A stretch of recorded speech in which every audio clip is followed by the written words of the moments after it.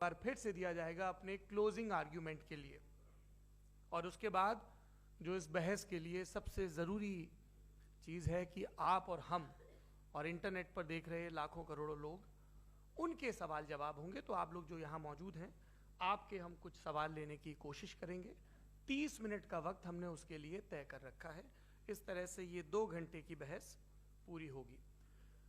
2-3 बुनियादी बातें हैं जिनका हमें ध्यान रखना है। किसी भी किस्म की नारेबाजी में हमें शरीक नहीं होना है। ये हल्ला गुल्ला नहीं है, क्योंकि पूरी दुनिया देख रही है, तो एक नज़ीर कायम करनी है, एक उदाहरण लोगों के सामने रखना है कि पढ़े लिखे लोग इत्तेफाकी और नाइत्तेफाकी रखते हुए भी, एक दूसरे से सहमति और असहमति रखते हुए भी बात कह सकते हैं। यहाँ पर मेरे JNU के प्रोफेसर बैठे हैं, पुरुषोत्तम अग्रवाल जी, जिन्होंने हमें क्लास में सिखाया है कि सहमति का साहस और असहमति का विवेक, और इसका ठीक उलट भी, ये बड़ा जरूरी है। दूसरी बात, ये किसी एक धर्म के बारे में बहस नहीं है, ये बात सबको स्पष्ट होनी चाहिए।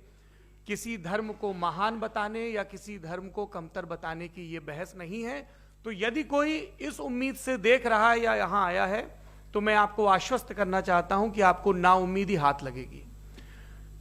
इस बहस में बहुत ज्यादा धार्मिक प्रतीकों के इस्तेमाल को लेकर भी ये दोनों लोग जो अभी आपको गंभीर दिख रहे हैं, भले लोग हैं, कल शाम को चाय पर मिले थे, बहुत हंसी मजाक भी इनके बीच हुआ था, और गलबैयां डालते हुए एक तस्वीर भी हुई थी। ये इस बात का प्रमाण है कि इंटरनेट पर जो हल्ला मचा हुआ है उसके मुकाबले ये दोनों लोग बहुत ही अच्छे शांत ढंग से बहस के लिए राजी हो गए हैं। ट्विटर की बातें ट्विटर तक सीमित, एलन मस्क आजकल उसको एक्स कहते हैं। और अब इस बहस की शुरुआत, मैं इन विद्वानों का, हालांकि इनको परिचय की जरूरत नहीं, पर हो सकता है, हमें पत्रकारिता में सिखाया जाता है कि नेवर अज्यूम, विज्ञान भी यही कहता है। मुफ्ती शमाइल नदवी साहब इस्लामिक विद्वान, शिक्षाविद हैं, कोलकाता के वाहियान फाउंडेशन के संस्थापक हैं, लखनऊ की प्रतिष्ठित दारुल उलूम नदवतुल उलमा से ग्रेजुएशन किया है, सोशल मीडिया और सार्वजनिक मंचों पर अध्यापन और बौद्धिक कामों में सक्रिय हैं, और इस समय इंटरनेशनल इस्लामिक यूनिवर्सिटी मलेशिया से PhD कर रहे हैं। अच्छी बात यह है कि पढ़ाई के साथ साथ ट्रैवल ब्लॉग भी बनाते हैं। पेट्रोनस टावर के सामने का ब्लॉग हमने देखा। हमारे साथ जावेद अख्तर साहब हैं। जावेद अख्तर साहब कवि हैं, शायर हैं, गद्य भी लिखते हैं, फिल्मों के लिए संवाद लिखे हैं, गीत लिखे हैं।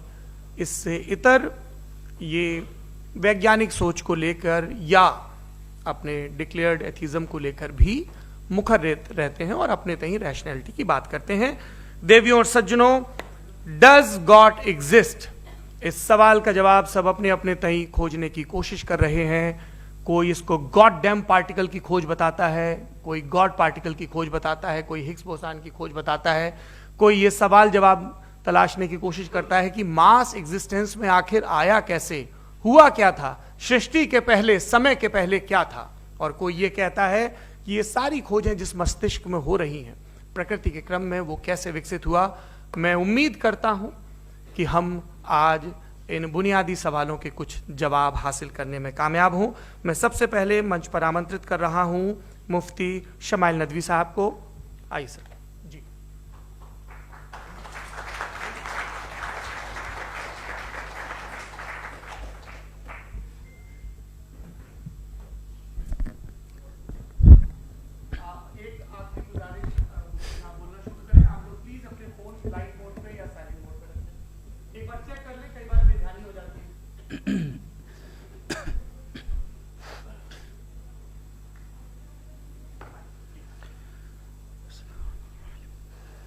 तमाम तारीफ़ें उस क्रिएटर के लिए जिसने इस यूनिवर्स को एक मकसद के तहत पैदा किया है। रिस्पेक्टेड जनाब जावेद अख्तर साहब, मिस्टर सौरभ द्विवेदी, और respected audience, thank you all for being here today. आज की डिबेट में चूंकि हम बात करने वाले हैं डज गॉड एग्जिस्ट के टॉपिक पर, तो ये एक ऐसा टॉपिक है जिसके मुताल्लिक कोई भी डिसीजन लेने के लिए अलग अलग स्टैंडर्ड्स हो सकते हैं। लिहाजा डिबेट के शुरू में यह जरूरी है कि हम ये जान लें कि आज के इस टॉपिक में कौन सा स्टैंडर्ड सही होगा और कौन सा गलत होगा। सबसे पहला स्टैंडर्ड जिसे मैं समझता हूं कि हमारे रिस्पेक्टेड जनाब जावेद अख्तर साहब बड़ी तेजी के साथ उसकी तरफ लपकेंगे, वो है साइंस। जबकि साइंस दर हकीकत खुदा के एग्जिस्टेंस को डायरेक्टली साबित करने या उसके एग्जिस्टेंस को डिनाई करने के लिए स्टैंडर्ड नहीं बन सकती।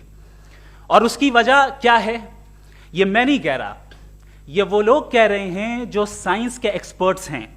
नेशनल एकेडमी ऑफ साइंस कहती है science doesn't have the processes to prove और disprove the existence of God. Why? क्योंकि साइंस का ताल्लुक एम्पेरिकल एविडेंस से है और एम्पेरिकल एविडेंसेस का ताल्लुक हमारे नेचुरल और फिजिकल वर्ल्ड से है, जबकि गॉड नॉन फिजिकल और सुपर नेचुरल रियलिटी है। लिहाजा नॉन फिजिकल रियलिटी को आप उस टूल के साथ नहीं चेक कर सकते जिसका काम फिजिकल रियलिटी को तलाश करना है। लिहाजा आज इस डिबेट में गॉड की एग्जिस्टेंस को साबित करने या उसे डिनाई करने में साइंटिफिक एविडेंस को एक्सेप्ट नहीं किया जाएगा। दूसरा स्टैंडर्ड हो सकता है रेविलेशन, कि रेविलेशन के जरिए हम यह साबित करें कि गॉड एग्जिस्ट करता है या नहीं। लेकिन यह स्टैंडर्ड भी आज इररेलेवेंट है। क्यों? क्योंकि रेविलेशन मेरे नजदीक सोर्स ऑफ नॉलेज है, वैलिड सोर्स ऑफ नॉलेज है, लेकिन हमारे जावेद अख्तर साहब के नजदीक ये वैलिड सोर्स ऑफ नॉलेज नहीं है।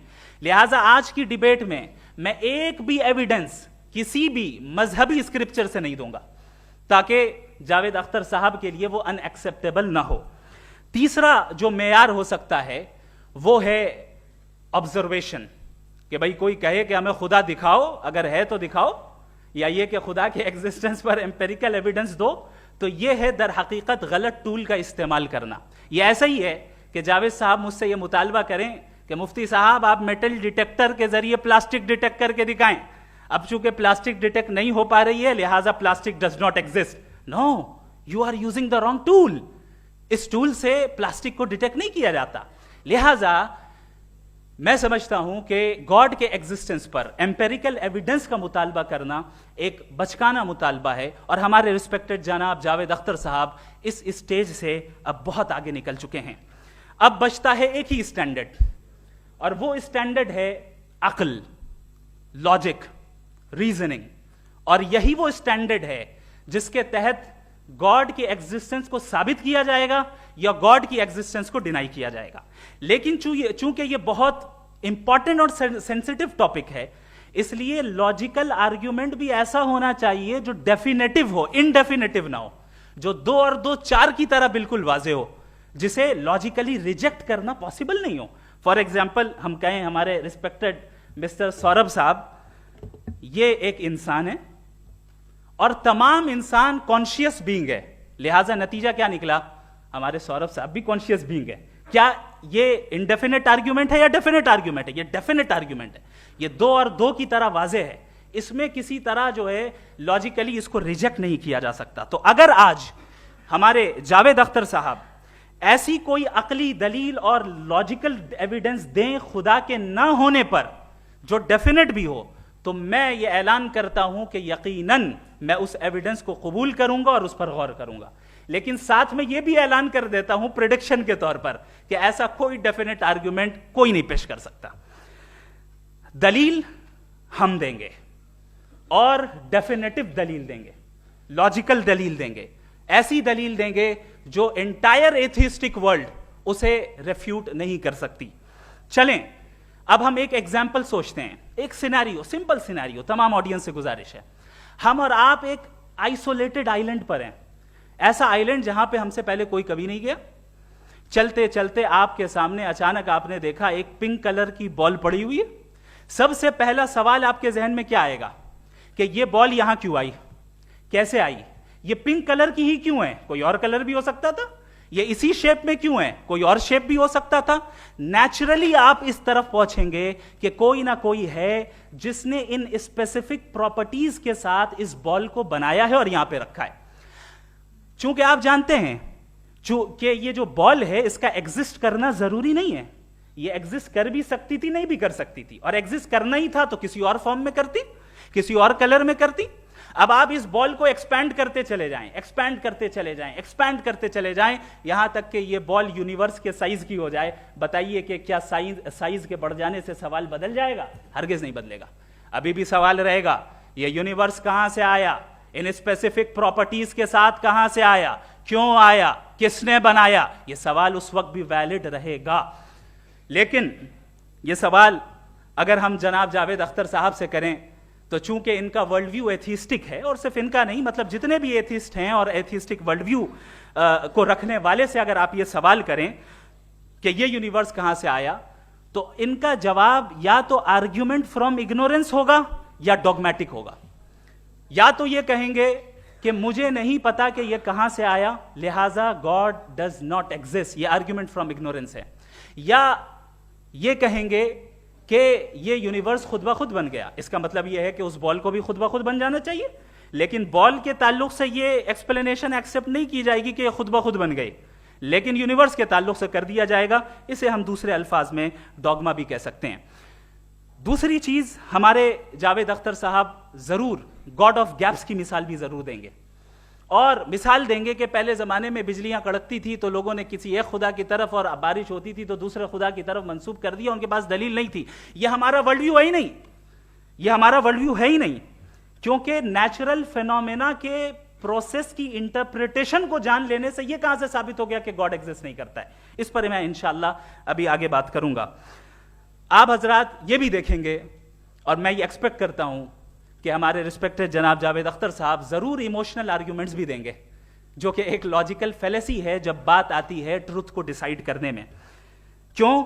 मिसाल के तौर पर वो कहेंगे कि अगर गॉड है तो ईविल क्यों एग्जिस्ट करता है, जबकि मैं कहता हूं ईविल का एग्जिस्ट करना गॉड के एग्जिस्ट करने की दलील है, उसके खिलाफ नहीं है। चूंकि अगर गॉड है तो हम सब उसके सामने अकाउंटेबल हैं, और अगर हम अकाउंटेबल हैं तो अकाउंटेबिलिटी के लिए ईविल का मौजूद होना जरूरी है, उसके बगैर हम अकाउंटेबल नहीं हो सकते। और अगर हम अकाउंटेबल नहीं हैं तो हम जनाब जावेद अख्तर साहब से पूछेंगे कि आप बताएं कि फिर सफरिंग इस दुनिया में क्यों है?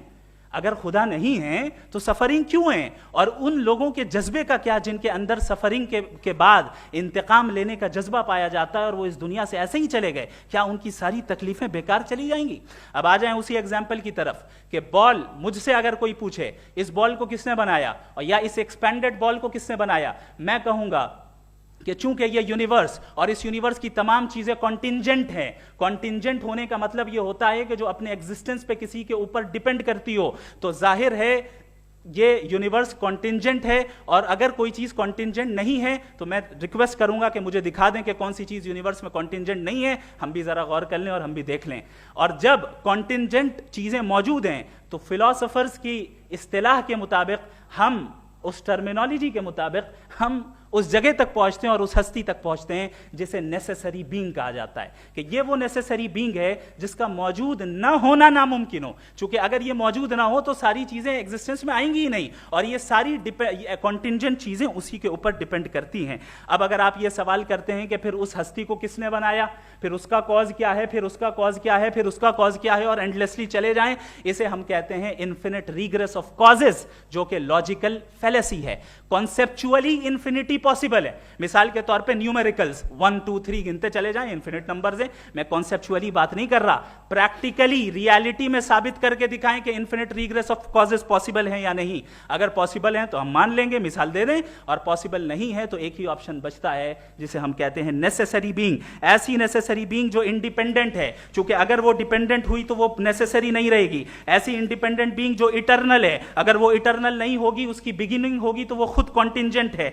ऐसी बीइंग जो पावरफुल है, क्योंकि कॉन्टिंजेंट को एक्चुअलाइज करने के लिए पावर चाहिए। ऐसी बीइंग जो इंटेलिजेंट है और नॉलेजेबल है, क्योंकि ये यूनिवर्स स्पेसिफिक फॉर्म और स्पेसिफिक लॉज ऑफ नेचर के तहत प्रिसाइजली चल रहा है। Thank you. थैंक यू मुफ्ती साहब। मैं इन दलीलों के बाद जावेद अख्तर साहब से गुजारिश करूंगा, आप बैठ के बोलना चाहेंगे या बाहर? जी।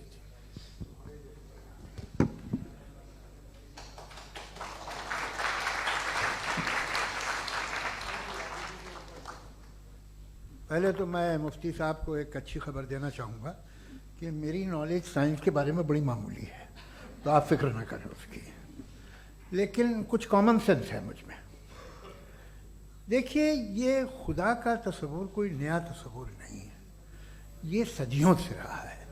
ये कुछ रिलीजन 3000 साल पुराने होंगे, 4000 साल पुराने होंगे, लेकिन इंसान कोई 10,000 12,000 साल से एग्जिस्ट करता है होमोसेपियन की शक्ल में, और हमेशा कुछ ना कुछ मज़हब रहे। ये मज़हब जाहिलों के नहीं थे, ये मज़हब एक ऐसी ग्रीक सोसाइटी के थे जहाँ बड़े बड़े फिलोसफर्स पैदा हुए। ये मज़हब इजिप्शियंस के थे जिन्होंने पिरामिड्स बनाए थे। ये रोमन्स के थे कि जिनका आर्किटेक्चर और सेनेट यानी पहली बुनियाद डेमोक्रेसी की लिमिटेड थी, मगर डेमोक्रेसी थी, ये उन लोगों ने किए थे।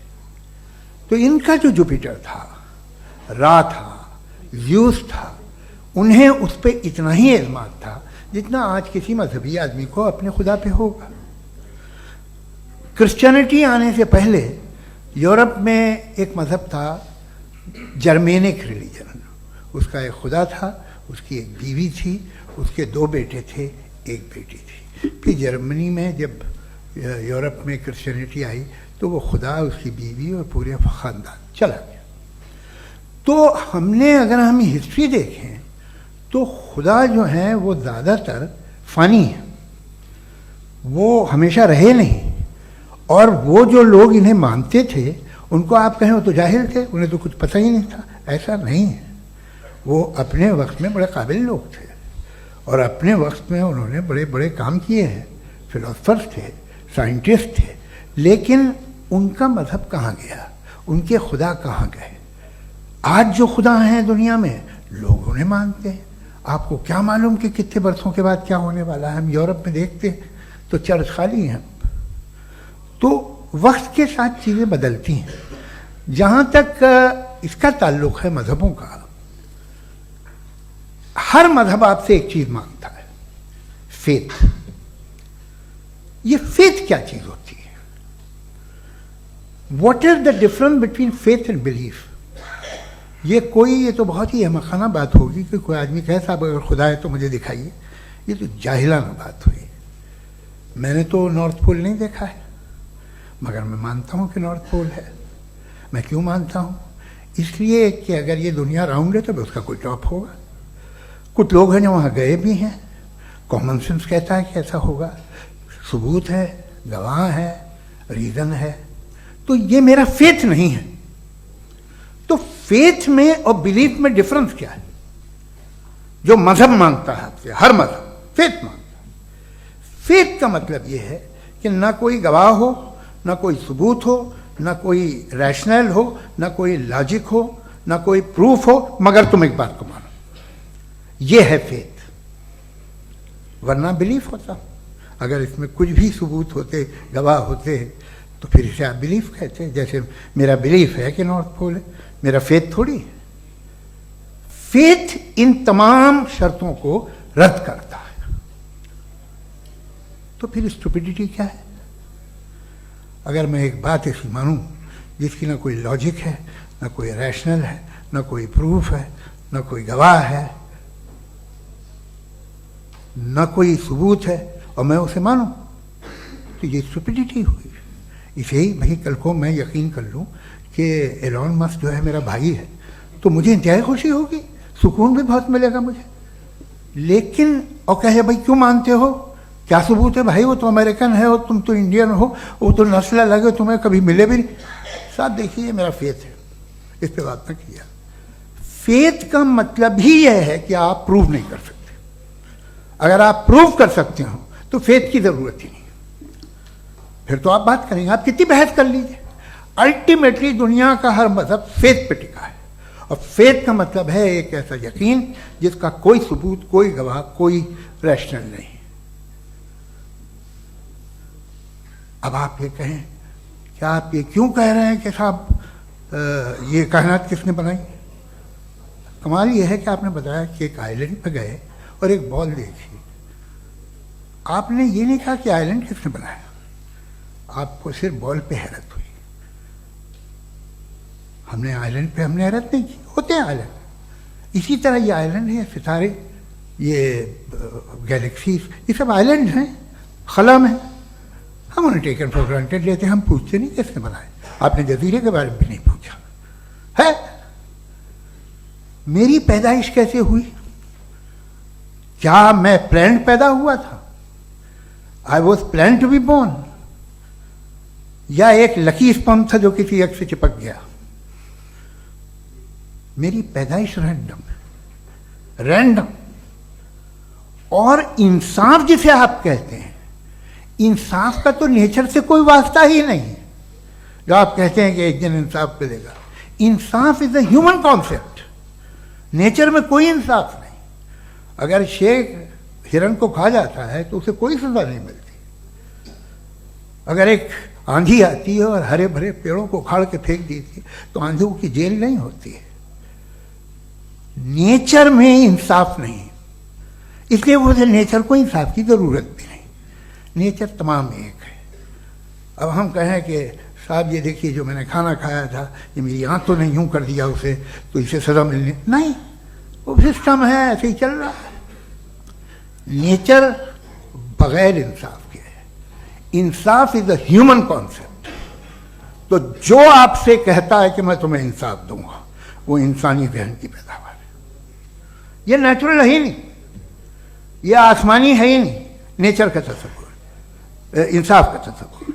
भाई आप साथ मिलते हैं, अब आप लेफ्ट हैंड ड्राइव कर लें, ये क्या है?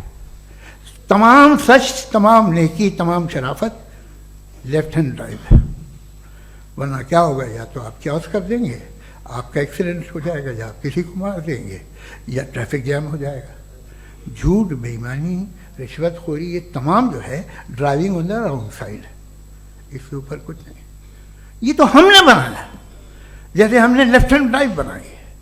ये कॉन्सेप्ट ऑफ इंसाफ जो है ये हमारा है, इसका नेचर से कोई वास्ता नहीं। शेर खा जाता है हिरन को, उसे जेल होती है क्या? कुछ भी नहीं, है ही नहीं। तो ये जो दुनिया के रिलीजन प्रॉमिस करते हैं आपसे इंसाफ, इसी से मालूम होता है कि ये मैन मेड है। ये तसव्वुर कहीं और का है ही नहीं। जो नेचर है, कुछ लोग कहते हैं नेचर ही खुदा है, तो नेचर में तो इंसाफ नहीं कहीं। और आप वादा कर रहे हैं कि तुम्हें मरने के बाद इंसाफ मिलेगा। मुझे अगर मिलेगा तो मैं बहुत खुश होऊंगा, लेकिन मैं यकीन नहीं कर पाता हूं, इसलिए कि मैं फेथ नहीं पैदा कर सकता। The very fact that religions demand faith, इसका मतलब है कि उनके पास जस्टिफिकेशन नहीं है। अच्छा था फिर रिलीजन अगर मॉडरेशन में है, कोई सा भी नहीं, वो आप में कुछ खूबियां भी पैदा करता होगा, देखिए उससे ये फ़ायदा है, वो फ़ायदा है। अल्कोहल जो है वो ज़्यादातर दवाओं में यूज़ होती है, और एक सर्वे किया गया था अमेरिका में कि लॉन्जिटिविटी किन लोगों की है। तो एक तरफ वो लोग थे जो शराब पीते ही नहीं थे, और एक तरफ वो थे जो एक बोतल शराब रोज पीते थे। सबसे ज़्यादा लंबी उम्र उनकी है जो 2 पैग नाप के शराब पीते हैं और खाना खाते हैं। मगर हम शराब को बुरा समझते हैं, मैं भी बुरा समझता हूँ। क्यों? ऐसा होता नहीं। कुछ चीज़ों में आदत होती है कि वो बढ़ती है। आज तक में एक आदमी दूध पीता है, आप 10 साल बाद भी मिलेंगे तो एक ही गिलास पीता होगा। ऐसा नहीं होता, सुबह से दूध पीता रहता है। मिल्कोहलिक मैंने नहीं देखे, अल्कोहलिक होते हैं। ये टेंडेंसी है मजहब की कि वो बढ़ता है, जैसे कैंसर बढ़ता है, जैसे शराब बढ़ती है। कुछ लोग होंगे जो उसे सही तरह से यूज़ करते हैं। मुझे यकीन है कि हमारे मुफ्ती साहब भी उनमें से एक हैं, इनसे बहुत खुशी हुई मुझे इनसे मिलकर। लेकिन कितने लोग हैं कि आज आप देखते हैं दुनिया में जो तबाहियाँ हैं, इनमें कितना हाथ है उन लोगों का जो बिलीवर कहते था मजहब ये नहीं कहता, ना कहता होगा, मगर जब ये मजहब पीते हैं तो ऐसे बिहेव करते हैं। थोड़ा सा अगर हो तो शायद बहुत अच्छी बात, लेकिन शराब थोड़ी सी नहीं रहती, उसमें टेंडेंसी है पहले। थोड़ा सा अगर 2-3 कैंसर के सेल हो ना बॉडी में तो आदमी स्लिम रहेगा, लेकिन वो 2-3 सेल नहीं रहते, वो मल्टीप्लाई होते हैं। जावेद साहब टाइम पूरा हो गया। टाइम हो गया तो बस बात खत्म हो गई। अच्छा, मुझे कुछ और कहने को था भी नहीं। जी, मैं पहले जवाबी दौर के लिए इनवाइट कर रहा हूं मुफ्ती साहब को। Your rebuttal round 1, you have 7 minutes।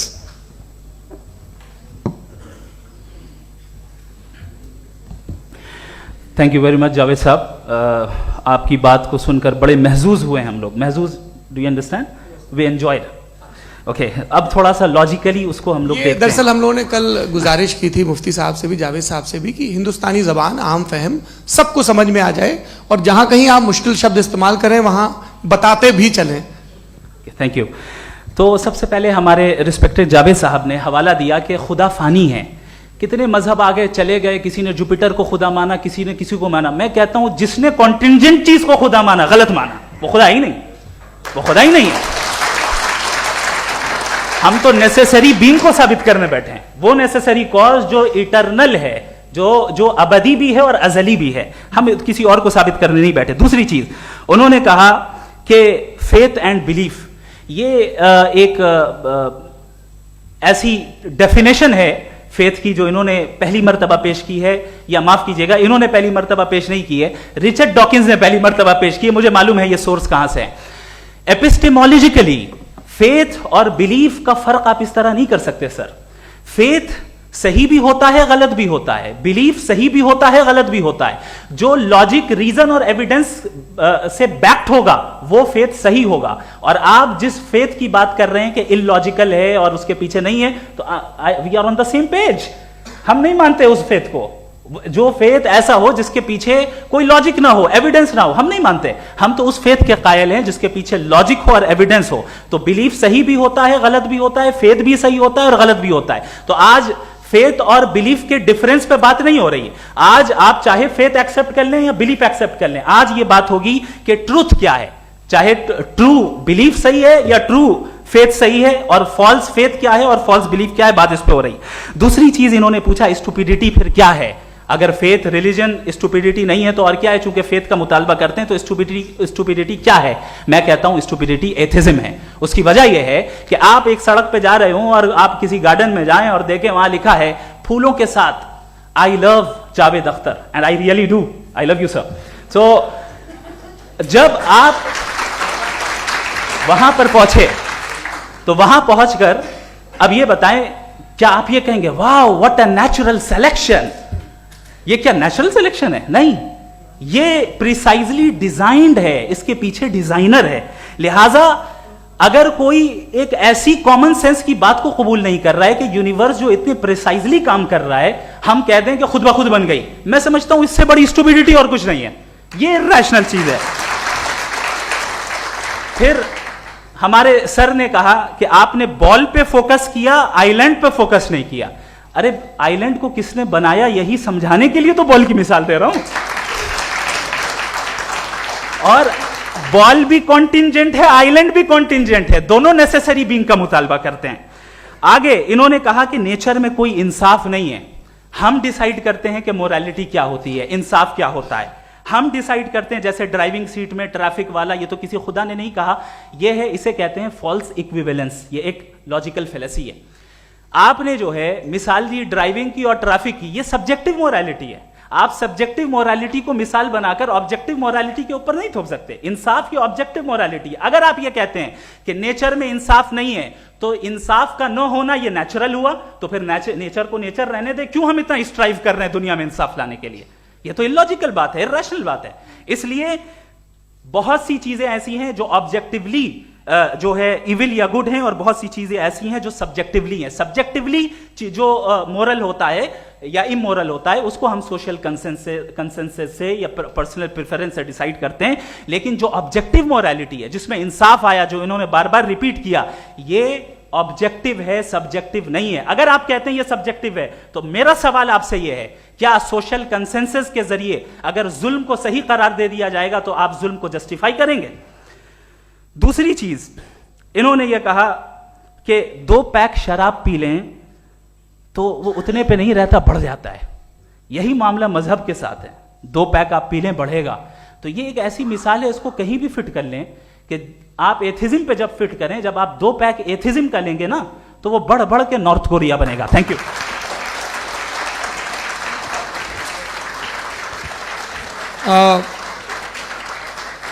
First round के रिबटल के लिए मैं जावेद साहब को इनवाइट कर रहा हूं। आपके पास 7 मिनट का वक्त है, रीसेट कर दीजिएगा प्लीज। मुझे इस बात की खुशी है कि मुफ्ती साहब ने भी मान लिया कि नेचर में कोई इंसाफ नहीं है। तो कोई भी चीज़ जो इंसान ने नहीं बनाई है उसमें इंसाफ नहीं होता है। एक बात मैं आपसे अर्ज़ करूँ, जरा पता लगा लीजिएगा, ये जो आप बाग में जाते हैं बेहद खूबसूरत फूल देखते हैं ना, इनमें से कोई नेचुरल नहीं है। ये सारे फूल क्रॉस करके बनाए गए हैं। जो जंगल में फूल होते हैं नहायत मामूली होते हैं, ये फूल इंसानों ने बनाए हैं। जो आप बाग में देख के वाह वाह कहते हैं, ये इंसानों के बनाए हुए हैं। डिफरेंट फूलों को क्रॉस करके, डेवलप करके, फिर क्रॉस करके इस तरह से बनाए गए। नेचुरल फ्लावर नहीं। किसी जंगल वीरान में जाके आप गुलाब के फूल नहीं देखेंगे। ये सब बनाए हुए इंसान ने, बहुत से काम इंसान ने किए हैं। बाकी है कि आपने मेरी एक बात का जवाब नहीं दिया, जिससे मुझे शिकायत है कि फेथ क्या है और आप फेथ मांगते क्यों हैं मुझसे। आप तो लॉजिकल हैं, आपके पास तो सारे रैशनल्स हैं, आपके पास सारे सबूत हैं, तो आपको फेथ की डिमांड क्यों करते हैं कि भाई तुम सरेंडर कर दो और सवाल मत करो। कोई मजहब सारे सवाल करने की इजाजत नहीं देता है और मना करता है कि ज़्यादा सवाल ना करो, बह जाओगे तुम।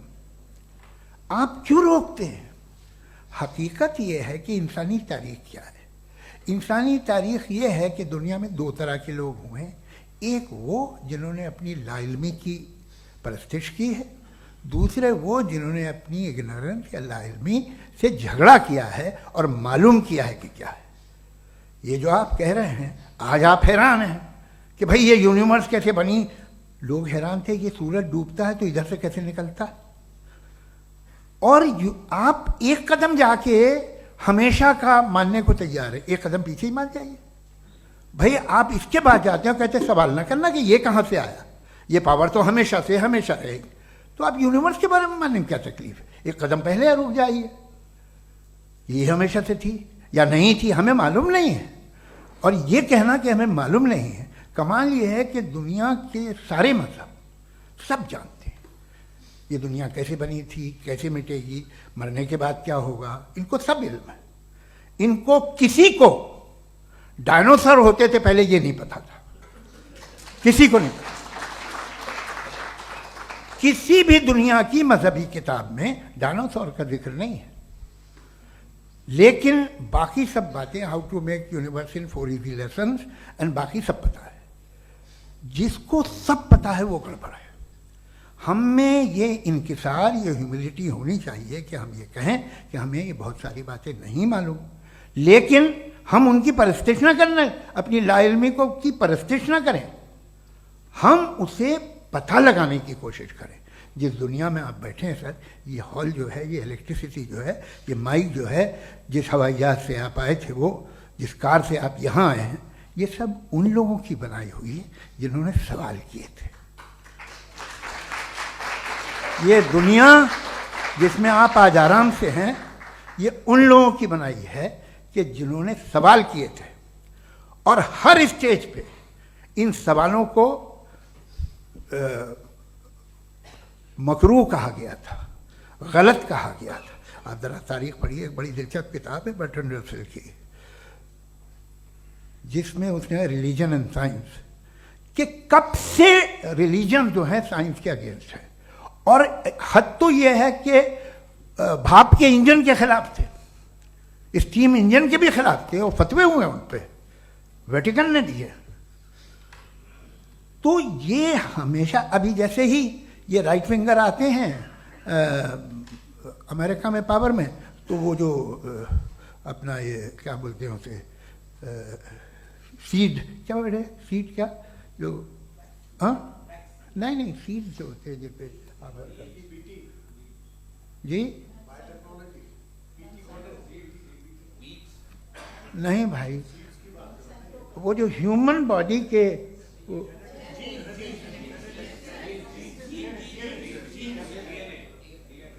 उस पर रिसर्च बंद हो जाती है, रिपब्लिकन नहीं करने देते। अरे भाई इतना डर क्या है तुम्हें? एक ज़माने में बहुत नाराज थे ये सारे मजहबी लोग कि ये इंसान तो इंसान बनाने की कोशिश कर रहा है। आपको क्या तकलीफ भाई, बना ले तो बना लेने दो, ये खौफ क्या है? और ये सब आज जो आप कह रहे हैं नामुमकिन है, ये कैसे हुआ, मुझे एक किस्सा याद आता है। जब मैं 6ठी क्लास में था तो मैं मैथमेटिक्स में बहुत वीक था, तो एक टीचर रख दिया गया, उसने 1 2 3 4 5 6 7 को सिखा दिया मुझे। वो दिन मैं भूल नहीं सकता हूँ मुफ्ती साहब, जिस दिन उसने ये बताया कि 1/2 क्या होता है और 3/4 क्या होता है, मुझे ऐसा लगा कि मेरा सर बीच से फट जाएगा। ये आदमी कह रहा है कि जो दीवार के अंदर जाओ वॉक करते हुए। आज हंसता हूँ मैं इस बात पे। तो आज जो बातें आपके जहन से बिल्कुल परे हैं और आप हैरान होते हो उन्हें देख के, एक वक्त आएगा कि मामूली लगेंगे। और हुआ है, आपकी इंसानी तारीख ही है। इतनी जल्दी सारे फैसले आप मत कर लीजिए, थोड़ा ये ह्यूमिलिटी रखिए कि भाई ये हमें नहीं मालूम। ये कहने में क्या है, ये यूनिवर्स कहाँ तक फैली, ये कब से है और कब तक रहेगी, हमें नहीं मालूम। आपने फैसला कर लिया कब बनी, ये आपके हिसाब से कोई 14 बिलियन ईयर बनी जो समझा जाता है। उससे पहले हजारों करोड़ों अरबों साल तक खुदा बैठा क्या कर रहा था, खामोश बैठा था, ऐसे ही जमाइयाँ ले रहा था। फिर उसे आइडिया है, यार एक काम करते, वक्त अच्छा गुजर जाएगा, यूनिवर्स पर आपसे सोचिए।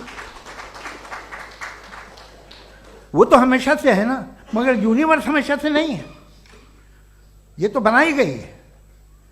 और उससे पहले क्या था, इनका क्या काम था, कैसी बात है। ये बड़ा आसान है, जो बात हमें आज धीरे धीरे पता चली है। बरसों 2000 और 2500 साल पहले आपको किसी ने बता दिया कि क्या था, आप मान गए, और तब से वही मान रहे हैं जो 2500 साल पहले कहा गया था। सब कुछ बदल गया है, सॉल्व हो रही हैं चीज़ें। अभी साइंस बिल्कुल दावा नहीं करती, या कोई फिलोसफर ये दावा नहीं करता कि हमें सब मालूम, बल्कि वो कहता है कि हमें जितना मालूम होता है उससे ये मालूम होता है कि हमें कितना कम मालूम। तो हम अपनी जहालत से लड़ें, उसकी परस्तिश न करें। जी, time, thank you so much. मैं तर्कों की श्रृंखला में राउंड 2 के लिए मुफ्ती साहब को आमंत्रित कर रहा हूं। आपके पास एक बार फिर से 7 मिनट का वक्त है।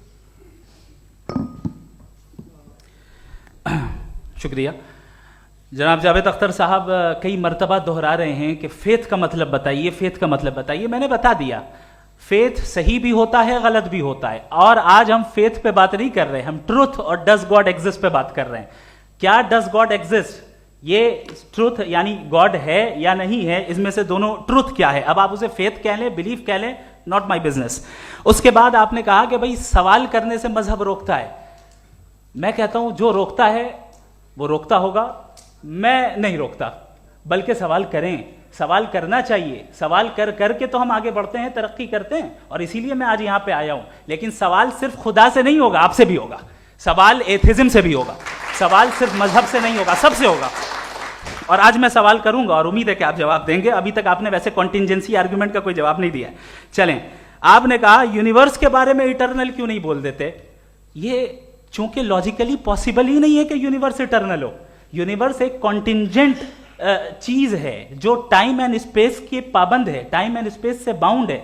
जो टाइम एंड स्पेस से बाउंड होगा वो कॉन्टिंजेंट होगा, जो कॉन्टिंजेंट होगा वो उसकी बिगिनिंग हुई होगी, जिसकी बिगिनिंग हुई होगी वो इटर्नल नहीं हो सकता। ये तो कॉमन सी बात है। आपने कहा कि किसी मजहबी किताब में डायनासोर का जिक्र नहीं है। अफसोस कि आज तक किसी मैथमेटिक्स के किताब में मुझे डायनासोर का जिक्र नहीं मिला। तो इसका मतलब मैथमेटिक्स की किताब बेकार है? नहीं, उसका वो टॉपिक नहीं है। रेवलेशन का और मजहबी किताबों का टॉपिक ये नहीं है कि आपको आके बताए साइकिल कैसे बनाते हैं, या आकर ये बताएं कि जो है डायनासोर कब था। वो तो मोरालिटी सिखाने आया है, गॉड के बारे में बताने आया, नॉन फिजिकल रियलिटी की हकीकत को सिखाने के लिए आया। रिलीजियन साइंस को रोकता है? नहीं रोकता। अगर रोकता है तो गलत करता है। रिलीजियन साइंटिज्म को रोकता है, जिसमें हमारे जावेद साहब मुब्तला हैं। साइंस और साइंटिज्म में फर्क है। साइंटिज्म यह है कि आप समझें कि साइंस और साइंटिफिक मेथोडोलॉजी ये नॉलेज को हासिल करने का वाहिद सोर्स ऑफ नॉलेज है। यह है साइंटिज्म। हम इसे रिजेक्ट करते हैं। हम साइंस को तो तरक्की करते हैं, भाई आप हमारी पूरी तारीख कर लें, पढ़ लें तो आपको पता चल जाएगा। बहरहाल ये अलग टॉपिक है। उसके बाद इन्होंने एक लफ्ज कहा, वेटिकन ने फतवा दिया। वेटिकन का फतवे से कोई ताल्लुक नहीं है, दोनों कॉन्ट्राडिक्टरी अल्फाज हैं। उसके बाद उन्होंने कहा कि भाई हमें नहीं मालूम। अगर नहीं मालूम तो क्लियरली कह देना कि नहीं मालूम है, इसमें क्या हरज है। तो वही तो मैं कह रहा हूं ना कि आप कह दें कि नहीं मालूम, लेकिन क्लेम क्यों कर रहे हैं कि गॉड एग्जिस्ट नहीं कर रहा है? आप कह दें नहीं मालूम है, हो सकता है हो सकता ना हो, लेकिन आप क्लेम कर रहे हैं। The moment you say God does not exist, this is a claim, and now the burden of proof is upon you too, जैसे हमारे ऊपर है। और क्यों है मैं बताता हूं, क्यों है ये भी मैं बताता हूं। फिलोसॉफिकली जो क्लेम होता है ना, सिर्फ ये नहीं होता कि इंसान कहे पॉजिटिव क्लेम करे और नेगेटिव क्लेम करे तो बर्डन ऑफ प्रूफ नहीं है। आप मिसाल के तौर पे मैं कहूं कि फुला उस कमरे में कोई नहीं है, मैंने एक नॉलेज का क्लेम किया है। उस कमरे में कोई नहीं है, मैंने एक नॉलेज का क्लेम किया। या तो मैं कहूं मुझे नहीं पता, हो भी सकता है नहीं भी हो सकता है, this is not a claim.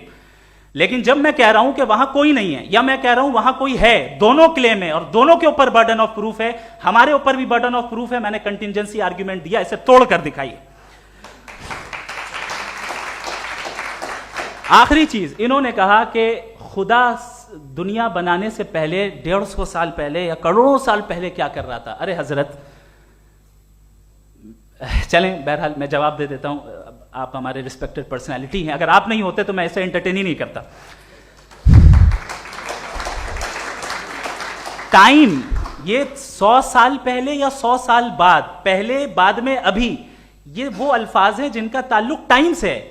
Time शुरू ही हुआ है यूनिवर्स की बिगिनिंग के बाद, तो उसके पहले खुदा क्या कर रहा था, सवाल इलॉजिकल है, ये फेलेसी है।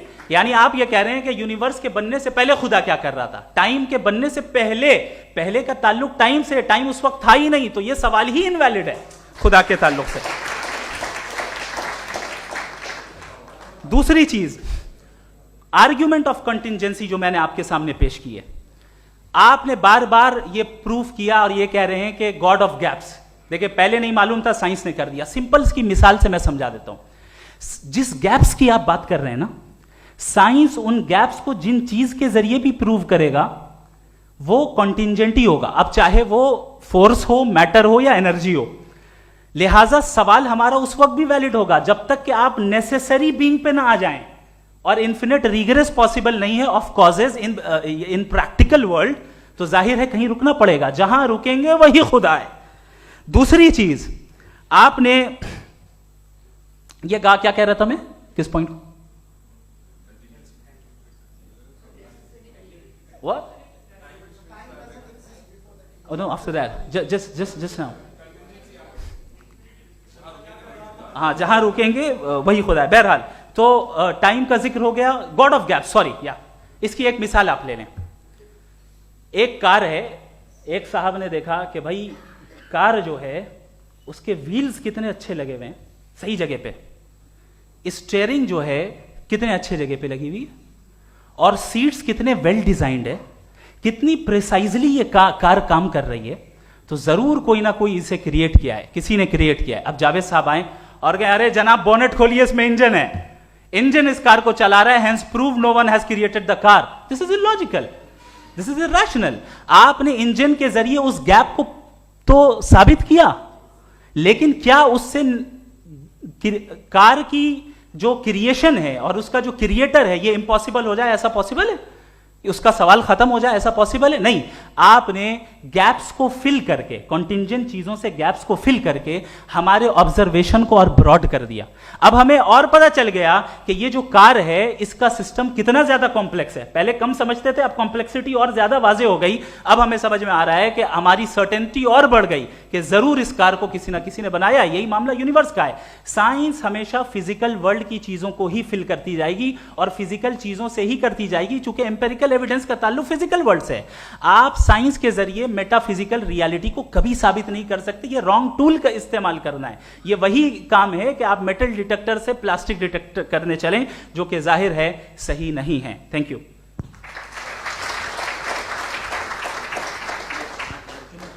जी, ये आर्ग्यूमेंट का राउंड 2 है। हाँ। 7 मिनट है। पहले तो मैं आपसे अर्ज करूं कि आपने कहा कि जब कायनात ही नहीं थी तो वक्त भी नहीं था, कुछ भी नहीं था। कैसे नहीं था? खुदा था। एक एग्जिस्टेंस तो था ना खुदा का। तो जब खुदा था तो वक्त भी होगा। ऐसा नहीं है कि कुछ भी नहीं था, खुदा था। अच्छा, बाकी एक आपने कहा साहब आप साबित कीजिए, आपके पास भी लॉजिक है या मेरे पास भी लॉजिक है। आप मेरा जिम्मेदारी नहीं है साबित करना कि खुदा है। बर्टन रसल ने एक बड़ी अच्छी बात कही। बर्टन रसल ने एक बड़ी अच्छी बात कही। मैं आपसे अगर ये दावा करूं कि एक चाय की केतली मरीख के चारों तरफ घूम रही है, मार्स के चारों तरफ, तो यह आपका काम नहीं है कि आप साबित करें कि कोई चाय की केतली नहीं है। ये मेरा काम है, मैंने दावा किया है। ये दावा तो मजहबी लोग करते हैं कि खुदा है, मैं क्यों साबित करूं कि नहीं है? जब तक आप मुझे कन्विंस नहीं कर देंगे मैं नहीं मानूंगा। आपकी जिम्मेदारी है, मेरी जिम्मेदारी नहीं है। दोयम ये कि ये जो आप कह रहे हैं, जो गैप्स हैं, ये गैप जब जब किसी मजहब को चैलेंज करते हैं, जब ऐसा कोई बात आती है तो हंगामा हो जाता है कि जब वो चैलेंज करें किसी फेथ को। ये तमाम साइंस जो है इसे मुख्तलिफ जगहों पे मुख्तलिफ वक्तों में मजहब ने रोकने की कोशिश की है। ये किताब है religion and science, Burton Russell की, पढ़िएगा, अच्छी लगेगी आपको। तारीख ही है साइंस, मजहब की साइंस से उसका यही रिश्ता है। अच्छा, अब ये हम सोचें कि बहरहाल ये वजूद जो है मजहब और ये बिलीव इन गॉड इंसान को बेहतर बना देता है, तो एक काम कीजिए, हिंदुस्तान वर्ल्ड का नक्शा लीजिए और मार्क कीजिए कि रिलीजन कहाँ कहाँ ज़्यादा है, कहाँ कहाँ, चाहे वो लैटिन अमेरिका हो या मिडल ईस्ट हो या फार ईस्ट हो या हिंदुस्तान के वो इलाके जहाँ मजहबियत ज़्यादा है। रख दीजिए नक्शा अलग। अब दूसरा नक्शा कि कहाँ कहाँ नाइंसाफ़ी, रिप्रेशन, औरतों के हुकूक की पामाली, जुल्म, डिक्टेटरशिप कहाँ है, नक्शा एक ही होगा। तो आप मुझे बताएं कि जो इसका तरकीब इस्तेमाल क्या है, खुदा का तरकीब इस्तेमाल तो बताइए। आप छोटी सी दवा सड़क पे बेचते हैं, उसकी भी तरकीब इस्तेमाल बताते हैं। इसके इस्तेमाल से तो फायदा नहीं हुआ किसी को। जो सारे के सारे खराब मुल्क हैं, खराब समाज है, वो सारे जुल्म खुदा के नाम पे करते हैं। वो गलत करते हैं, सही करते हैं, मुझे क्या लेना देना उससे। इस्तेमाल से मालूम होता ना। एक विस्की की बोतल कभी शायद देखी हो आपने, लाल रंग की होती है, उस पर रोशनी वोशनी पड़े, इंतहाई खूबसूरत लगती है, क्या बिगाड़ रही है किसी का? उसका इस्तेमाल गलत है, इसलिए आप उसे नापसंद करते हैं। इसका इस्तेमाल गलत है, इस तसव्वुर का इस्तेमाल ही गलत है और हमेशा से गलत हुआ है। आप देख लीजिए, इंसानी तारीख देख लीजिए, आज देख लीजिए, हिंदुस्तान देखिए, दुनिया देख लीजिए, क्या हो रहा है। इसे कैसे इस्तेमाल कर रहे हैं? फेथ वाले लोग क्या फेयर हैं, जस्ट हैं, जो अपने खुदाओं पे यकीन रखते हैं, वो किस तरह के लोग हैं? वो लोगों को इंसाफ देते हैं, वो बेहतर इंसान बने। तो इस दवा का फ़ायदा क्या है? चलो बहुत फ़ायदा हो रहा तो मैं इस्तेमाल कर लूँगा, मैं मुझे तो इस दवा का कोई फ़ायदा दिखता ही नहीं। मुझे तो ऐसा लगता, मैं एक और बात बताऊँ, अगर कोई आदमी मजहबी है और अच्छा आदमी है तो मैं उसकी बहुत इज्जत करता हूँ, इसलिए कि मेरा ख्याल है मजहबी आदमी का अच्छा होना मुझसे अच्छा होने से ज़्यादा मुश्किल है। भाई हर चीज़ की एक लिमिट है। आप इतना भाग सकते हैं, इतना नहीं भाग सकते, इतना वजन उठा सकते, इतना नहीं उठा सकते, इतना दूर देख सकते हैं, इतना दूर नहीं देख सकते। उसी तरह कॉमन सेंस कहता है कि आप में नेकी का भी एक कोटा होगा। अब आप अगर सुबह जाते हैं अपनी इबादत गाह और इबादत करते हैं तो बाहर निकलते हैं तो आप तो यही महसूस करते हैं कि आपने एक बहुत अच्छा काम किया, आपकी नेकी का एक बहुत बड़ा कोटा खर्च हो गया जिससे किसी का कोई फ़ायदा नहीं। मैं तो नहीं जाता हूँ तो मुझे तो किसी को खाना खिलाना पड़ेगा, किसी बेवा की मदद करनी पड़ेगी, मैं अपना कोटा कैसे कंज्यूम करूं? आप अपना कोटा, सारे मजहबी लोग इंतहाई यूजलेस कामों में यूज करते हैं। उसके बाद भी अगर आप में बच्ची है थोड़ी सी शराफत, तो भाई वाह क्या बात है।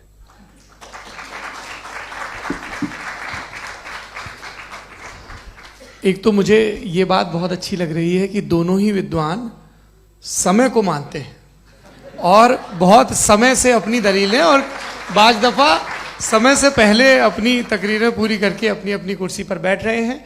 ये इस आर्ग्यूमेंट का राउंड 2 पूरा हुआ। अब रिबटल का राउंड 2 है और उसके बाद क्रॉस एग्जामिनेशन होगा। नहीं, आपका आर्ग्यूमेंट हो गया सर।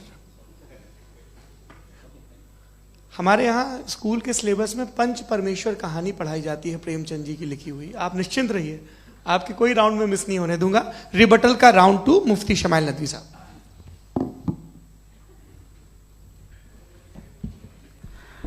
असल में जो हकीकी प्रॉब्लम है, असल प्रॉब्लम है, वो ये है कि जावेद साहब के पास कॉन्सेप्ट ऑफ गॉड क्लियर नहीं है। इन्होंने कहा कि कायनात से पहले खुदा तो था, तब भी तो टाइम होगा। ये टाइम कायनात का हिस्सा है। हम खुदा, उस खुदा को मानते हैं, नेसेसरी बीइंग का टाइमलेस होना जरूरी है, चूंकि वो टाइम का क्रिएटर है। जब उसने टाइम को क्रिएट किया तो वो खुद टाइम पे कैसे होगा? उसने जब स्पेस को क्रिएट किया तो खुद स्पेस में कैसे होगा? अगर वो टाइम एंड स्पेस को पहले से ही उसका पाबंद है तो फिर किस चीज को उसने क्रिएट किया? लिहाजा ये सवाल गलत है कि खुदा था तो टाइम होगा। बिल्कुल नहीं, टाइम के पाबंद हम हैं, खुदा नहीं है। हम फिजिकल वर्ल्ड से ताल्लुक रखते हैं, वो मेटाफिजिकल रियलिटी है। दूसरी चीज इन्होंने मिसाल दी कि चाय की केतली हवा में घूम रही होगी, और पता नहीं शायद वो बर्टन रसल का उन्होंने हवाला दिया। बहरहाल यही प्रॉब्लम है। प्रॉब्लम यही है कि हम चीजों के दरमियान डिफरेंशिएट नहीं कर पाते। ये जो आपने मिसाल दी ये इमेजिनेशन है, और मैं जो साबित कर रहा हूं वो लॉजिकल नेसेसिटी है। आप इमेजिन करने आए तो कुछ भी करें, जुपिटर में पिंक एलिफेंट होगा, यूनिकॉर्न होगा, करें, उससे कायनात पे क्या फर्क पड़ता है? उससे आप लॉजिकल नेसेसिटी साबित नहीं कर सकते। मैं तो उस प्राइम कॉज की बात कर रहा हूं, उस नेसेसरी बीइंग की बात कर रहा हूं, जिसके बगैर इस कायनात का एग्जिस्टेंस मुमकिन नहीं है। दूसरी चीज, मजहब को साइंस चैलेंज करती है वगैरह वगैरह, ये हमारा टॉपिक ही नहीं है। मैं इस पे बात करूंगा तो फिर मेरा वक्त चला जाएगा। मजहब के ऊपर चूंकि हमारी डिस्कशन नहीं है, साइंस को मजहब और बिलखुसूस मैं और हमारा वर्ल्ड व्यू कम अज कम साइंस को पीछे नहीं करता है, साइंटिज्म की मजम्मत करता है। इसकी वजाहत मैंने पहले कर दी। दूसरी चीज इन्होंने कहा वर्ल्ड का नक्शा लीजिए, वर्ल्ड मैप लीजिए, दो अलग अलग जगह की। हजरत, मैंने ये होमवर्क किया था, और मैंने मिडिल ईस्ट का एक नक्शा लिया और यूरोप का एक नक्शा लिया। ये मजहबी इलाका और ये लिबरल और एथीस्ट इलाका। मुझे पता चला कि सबसे ज्यादा रेप केसेस जो हैं वहां पर है।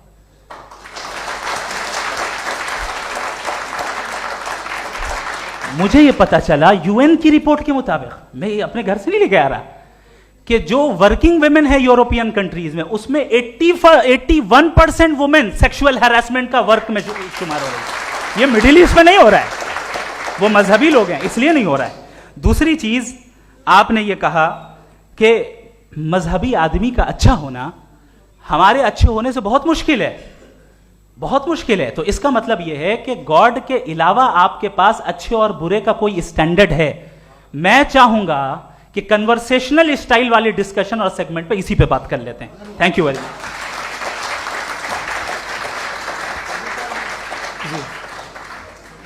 ये रिबटल का राउंड 2 है। आपके पास 5 मिनट का वक्त है, और इसके बाद क्रॉस एग्जामिनेशन शुरू करेंगे। आप चाहें तो जो इन्होंने सवाल पूछे उनके जवाब आप रिबटल में भी दे सकते हैं। जी जी, देखिए, पहले तो ये बात कि ये मिसाल गलत नहीं है, गलत है। इन्होंने पहले ही हमको डिसार्म कर दिया। कह लिया अकल से मामला सॉल्व नहीं हो सकता, लॉजिक से आप पहुंच नहीं सकते। ये एक मेटाफिजिकल चीज़ है। मेटाफिजिकल अजीब सा लफ्ज़ है, ठीक से किसी को माने नहीं मालूम इसके, तो ऐसा लगता है कुछ बड़ी चीज़ है। अरे भाई, क्या होता है मेटाफिजिकल, बताओ, खड़ी हो। ये एक लफ्ज़ है जो कहीं भी इस्तेमाल हो जाता है। जब आप एक बात कर रहे हैं और आप मुझसे बहस कर रहे हैं तो मुझे मेटाफिजिकल मत बताइए, आप लॉजिकली मुझे प्रूफ किए। और अगर लॉजिकली आप नहीं बात करते साहब ये मेटाफिजिकल है, तो फिर हम आप बात क्या कर रहे हैं? मेरा आपका किस ज़बान में कॉन्वर्सेशन होगा? और ये कहना कि वक्त पहले नहीं था, तो फिर क्यों कहते हैं ये हमेशा से और हमेशा रहेगा? हमेशा वक्त है, तो आप कैसे कहते हैं वो हमेशा से है और हमेशा रहेगा? हमेशा का मतलब है कोई वक्त, अगर वक्त ही नहीं है तो हमेशा कैसे? बाहर वो रहेगा। अब मैं ये देखता हूँ, आपने कहा ना कि वहाँ रेप ज़्यादा होते हैं, तो हम एक बात देखते हैं कि ये दुनिया जिस पे वो कादर मुतलक है, जिसकी मर्ज़ी के बगैर पत्ता भी नहीं हिलता, ओमनीपोटेंट है, ये दुनिया चल कैसे रही है? और इस दुनिया का हाल क्या है? 45,000 बच्चे जो 10 साल की उम्र से कम थे वो गाजा में मरे। भूख से काला हांडी में बच्चे मरते हैं और डिप्थेरिया से मरते हैं। डिप्थेरिया अजीब मर्ज है, गले में जाली बनना शुरू होती है, बच्चा नीला हो जाता है, गरीब का बच्चा, इसलिए कि वो पास इलाज नहीं। ये कादर मुतलक है जो चाहे कर दे, इससे आप दुआएं मांगते हैं हमारी ये काम कर दे वो कर दे, तो इसका मतलब डे टू डे लाइफ में वो इंटरफेयर करता है और ये देख रहा है वो। अगर वो वाकई भी है फॉर डिस्कशन सेक, तो मैं जब दुनिया देखता हूँ तो मेरे दिल में उसके लिए कोई इज्जत नहीं पैदा होती। ये क्या कर रहे हो तुम पूरे ऑल पावरफुल हो, ओमनीपोटेंट हो, ओमनी प्रेजेंट हो। तुम तो वहां गादा में रहे होगे ना, तुम हर जगह हो। तुम देख रहे थे कि बच्चे की कैसे धज्जियां उड़ रही, तुम देख रहे थे, और तुम चाहते हो मैं तुम्हारी परस्तिश करूंगा, तुम हो भी। अरे यार, इसके अच्छे तो हमारे चीफ प्राइम मिनिस्टर हैं, कुछ तो ख्याल करते हैं। कमाल है, आप किसकी इबादत कर रहे हैं? अगर वो है भी, ये दुनिया नाइंसाफी से, जुल्म से, जबर से, तशद्दुद से भरी हुई। और आप ये मत कहिएगा कि वो देख रहा है और वो बताएगा एक दिन। अगर वो देख रहा है और इंटरफेयर नहीं करता तो आप दुआ क्यों मांगते? आप कहते हैं मेरा ये काम करा दे, इसके मतलब है वो दखल दे सकता है, वो आपको नौकरी दिलवा सकता है, भले दूसरे आदमी को न मिले, मगर आपका काम कर देगा चूंकि आपने दुआ मांगी है। तो जब वो आपको नौकरी दिला सकता है, लड़की की शादी कर सकता है, बेटे को ग्रीन कार्ड दिलवा सकता है, तो कम से कम ये जो मर रहे हैं बच्चे, इनको रोक दे, कुछ तो करे। मुझे तो दुनिया में, इस दुनिया का कोई मालिक है, इसका ओमनीपोटेंट कोई रूलर है, और ये दुनिया ऐसी चल रही है। मैं तो चाहूंगा कि भाई ना हो, अगर हो तो बड़ी शर्मिंदगी की बात है। शुक्रिया।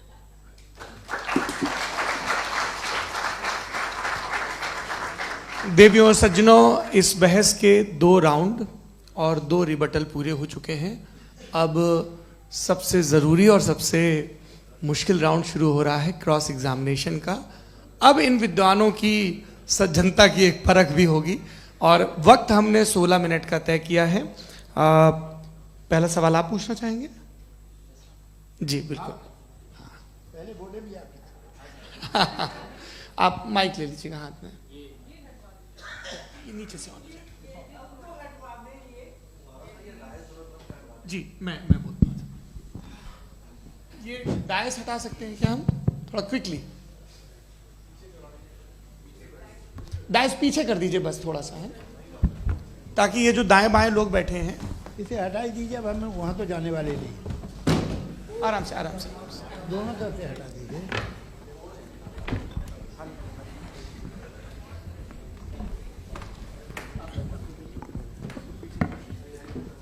इस बीच आप लोग भी अपने अपने सवाल तैयार कर लें। ये ध्यान रखेंगे कि मैं यहाँ से सवाल लूँगा, आप लोगों को अपना हाथ ऊपर करना है, अपना नाम बताना है, और अधिकतम 3 वाक्यों में अपना सवाल पूरा करना है। कई लोग सवाल की जगह भाषण देने लगते हैं, उससे आज बचना है।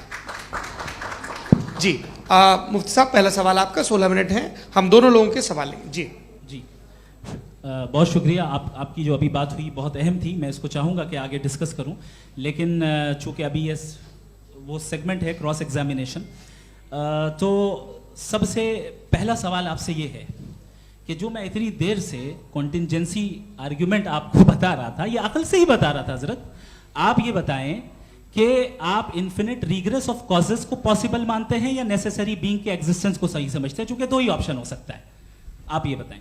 देखिए, आपको मैं ईमानदारी से बात करूं, एक तो मैं कॉन्टिजेंसी वर्ड ठीक से समझता हूँ, और इस वक्त भी जो आपने अंग्रेजी के अल्फाज इस्तेमाल किए वो ज़रा थोड़े से मुझे डिफ़िकल्ट और कॉम्प्लिकेटेड लगे, तो आप ज़रा सिंपल ज़बान में सवाल कर सकते हैं? बिल्कुल कर सकता हूँ। जी। यूनिवर्स की हर चीज कॉन्टिंजेंट होने का मतलब यह है कि वो अपने एग्जिस्टेंस में किसी के ऊपर डिपेंडेड है। जो भी चीज डिपेंडेड होगी वो चीज इंडिपेंडेंट नहीं हो सकती, तो उसका कोई ना कोई कॉज होगा। तो अब आप क्या समझते हैं कि ये इन्फिनिट रिग्रेस है, यानी कॉज पर कॉज, कॉज पर कॉज, कॉज पर कॉज, और कभी कोई यानी ये एंडलेसली चलता रहा? क्योंकि अगर ऐसा होगा तो हम तो एग्जिस्टेंस में आते ही नहीं। लॉजिकली ये मुत्तफक अलैह चीज है, मुत्तफक अलैह, अग्रीड अपॉन। इस पे हमने एग्री किया था कि मुश्किल शब्द आएगा तो अर्थ बताना पड़ेगा। तो इन्फिनिट रिग्रेस तो पॉसिबल नहीं है, तो कहीं ना कहीं आपको रुकना पड़ेगा ऐसे नेसेसरी बीइंग पर। नहीं, कोई जरूरत नहीं रुकने की। किसने कहा आप रुकना पड़ेगा? आप रुकते हैं खुदा पे, आप नहीं रुकते। आप कहते हैं वो हमेशा से, जब उस वक्त से है जब वक्त नहीं था। आप कहाँ रुकते हैं कि अब हुआ था वो? आप नहीं कहते। हम क्यों नहीं मान सकते कि यूनिवर्स जो है और बल्कि मल्टीवर्सेस जो है वो हमेशा से हैं, वो बनती है, बिगड़ती है। एक हमारे यहाँ एक चीज़ है ब्लैक होल, वो समेट लेता है वापस, फिर ब्लास्ट होता है, फिर फैल जाता है। और इसमें हमारी तो खैर कोई औकात ही नहीं है। इंसान की एक छोटे से जर्रे पे हम 50-60 साल की उम्र रखते हैं, जो करोड़ों अरबों साल की कायनात है उसमें, और पैदा भी नहायत ही बेहुदा वजह से हुए थे। तो इसमें ये सोचना कि इसकी वजूहात और ये क्यों है, ये डिपेंडेंट है, ये हम देख रहे हैं, क्या मालूम। आप सोचिए कि ये जो फैल रही है कायनात, ये कहाँ फैल रही है, ये कहाँ जा रही है, और ये फैल क्यों रही है? अरे बना ली थी तुमने, रुको भैया, काफ़ी है। ये फैल क्यों रही है? ये और कौन सी कायनात जिसे मैं दूरबीन से देखता हूँ तो 2 बिलियन लाइट ईयर पे है, उससे मेरा कोई वास्ता ही नहीं है। 2 बिलियन ईयर यानी अगर मैं 80,000 माइल्स पर सेकेंड से चलूं तो 20 करोड़ साल में वहां पहुंच जाऊंगा। इसकी जरूरत क्या थी? ये दुनिया, ये कायनात तो इंसान अशरफुल मखलूकात के लिए बनाई गई ना। तो ये सब ये टर्म समझ में नहीं आया, इसमें कोई खास समझने वाली बात थी भी नहीं। ये जो अल्टीमेट कहा यह जाता है कि ये जो पूरी यूनिवर्स है, ये जो दुनिया है, ये इंसान के लिए बनाई गई। अच्छा, ये सब इंसान के लिए। क्यों साहब, सही है ना? बिल्कुल, लेकिन इसका ये मतलब नहीं कि किसी चीज के पीछे रीजन आपको नहीं पता तो रीजन नहीं है, इसे कहते हैं नहीं, from limited perspective। मुझे नहीं पता, लेकिन मेरी जिम्मेदारी नहीं है। वो बिल्कुल सही कहा था उसने, बर्टन रसल ने। आपने उसे मजाक में टाल दिया कि भाई आप एक दावा कर रहे हैं, मैं क्यों कहूं कि ये गलत है दावा? आप प्रूफ कीजिए, मेरे पे जिम्मेदारी ही नहीं है, मैंने थोड़ी कहा है। आप प्रूफ कीजिए कि ये सही है। आप आर्ग्यूमेंट ऑफ कॉन्टिजेंसी आप का जवाब कोई ही नहीं दे सवाल रहे हैं। पूछना चाहेंगे? है? आप सवाल पूछना चाहेंगे मुफ्ती साहब से? क्योंकि ये क्रॉस एग्जामिनेशन का दौर है। आप जैसे पहले बोल रहे थे फेथ को लेके कुछ। मैं ये पूछना चाहूँगा कि खुदा ने जो भी रेवोल्यूशन किए हैं, एक मज़हब के लिए बहुत से मज़हबों में किए हैं, अलग अलग रेवोल्यूशन है। कहीं कुछ एक बातें हैं, कॉन्ट्रडिक्शन भी है आपस में, कहीं कुछ आप कर सकते हैं, कहीं कुछ नहीं कर सकते। ऐसा नहीं है कि सबकी कोड ऑफ मॉरल एक है। तो ये किस्सा क्या है? अब आप ये देखिए कि मुझे कभी कभी लगता है कि जो फुटबॉल फाइनल होता है, लाखों लोग होते हैं, फिर वो टीवी कवर कर, करोड़ों लोग, अगर उसमें खुदा की एक बूमिंग आवाज़ आ जाती, मैं गॉड हूँ, तो सारे लोग अभी सुन लेते और टीवी पे भी सुन लेते, किस्सा खत्म होता। ये इतनी राजदारी क्या है कि तुम सामने कुछ तो सबूत दे दो हमें सॉलिड। ये कह साहब ये यूनिवर्स कैसे बनी, इससे मसला क्या हल होगा? मैं पूछूंगा आपसे खुदा कैसे बना? क्यों नहीं पूछूंगा कैसे बना? बल्कि वो तो कायनात से कहीं ज़्यादा इंटेलिजेंट है, कायनात से कहीं ज़्यादा कॉम्प्लेक्स। जी वो हमेशा से है, आप कहेंगे मैं मान लूँगा।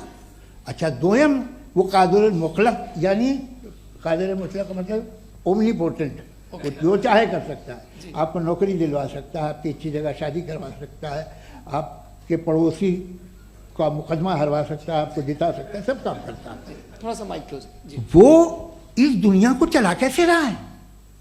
ये दुनिया कैसे चल रही है? आपको इस पर हैरत नहीं होती? या क़यामत के बाद कभी एक जस्टिस होगा, जब ये बच्चा मर चुका होगा, जिसकी धज्जियाँ उड़ गई बम से, इसको इंसाफ मिलेगा तब। अच्छा, अब जवाब दूं? हाँ जी, मैं वही इसीलिए आप की तरफ। सबसे पहले आपने रेवलेशन और स्क्रिप्चर्स की बात की, इस पे मैं बात कर सकता हूं, लेकिन आज नहीं करूंगा चूंकि वक्त कम है, कभी और इस पे डिस्कस करेंगे। मैं तैयार हूं उस पे भी बात करने के लिए। ये अभी से topic... राउंड 2 की भूमिका तय हो रही है। Does God exist round 2? जी, चूंकि आज गॉड के एग्जिस्टेंस पे बात है, तो मैं उसी के रिलेटेड जो है आपके सवालात को एंटरटेन भी करूंगा और मैं भी पूछूंगा।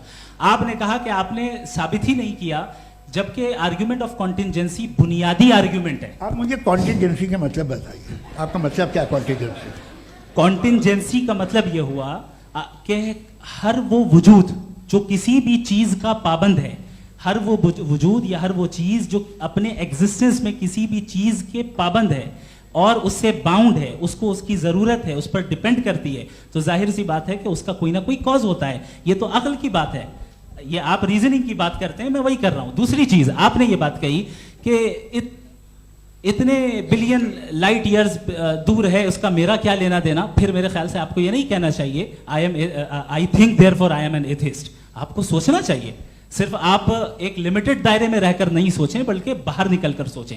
आपने तीसरा सवाल किया, आपने 2-3 सवाल एक साथ। ऐसी बातें ना कीजिए, कुछ लोगों को इतराज हो जाएगा आप पे कि आप कुछ भी सोचिए, ये इजाज़त आपको है नहीं, मुझे है।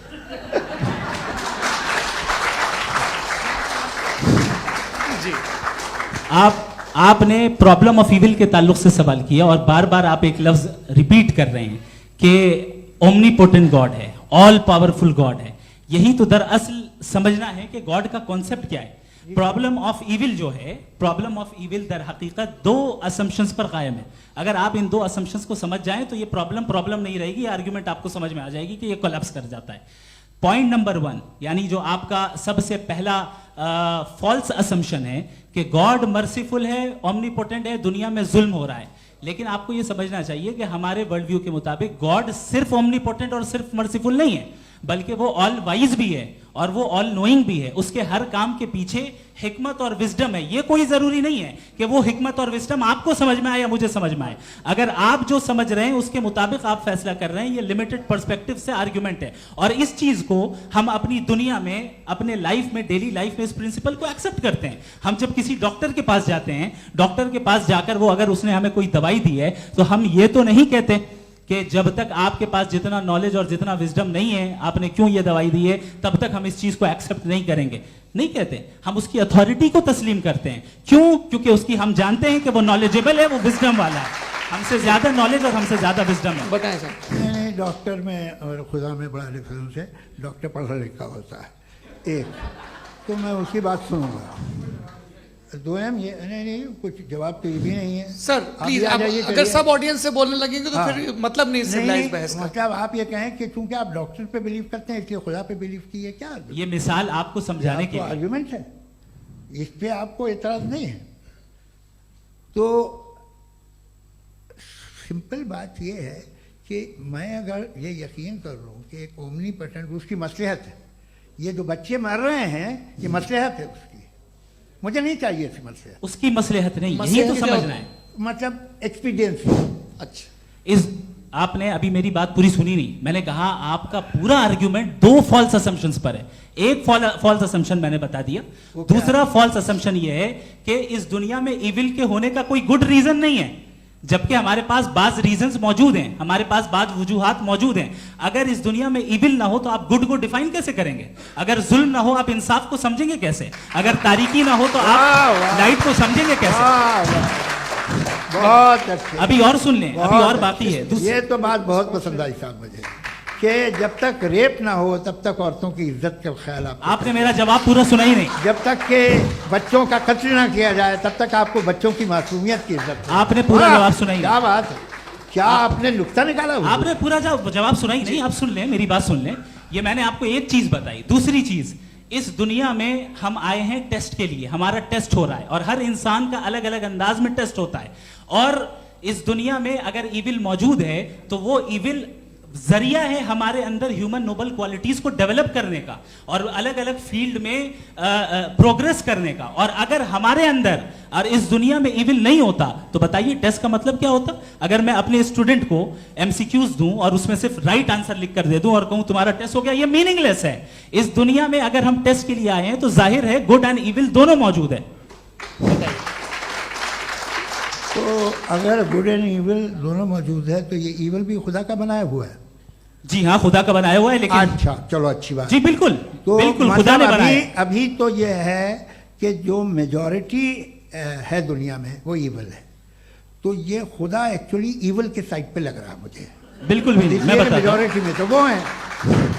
क्या बात कर रहे हैं भाई आप? मैं बहुत कोई भी जो मुंसिफ होगा, चाहे आपका अपना घर हो जिसके आप सबसे बड़े हैं, चाहे आपकी ऑर्गेनाइजेशन हो जो आप चलाते हैं, वहां पर आप इवल रखेंगे साबित करने को कि बाकी लोग शरीफ हैं? मेरी बात सुन क्या ये आर्ग्यूमेंट ही गलत है? अगर कि जब तक के कोई इवल नहीं होगा तब तक के शरीफ आदमी शरीफ नहीं लगेगा। अगर एग्जामिनर गलत ऑप्शन दे रहा है तो एग्जामिनर इविल नहीं हो गया। जो गलत ऑप्शन को सेलेक्ट कर रहा है वो फेल होगा।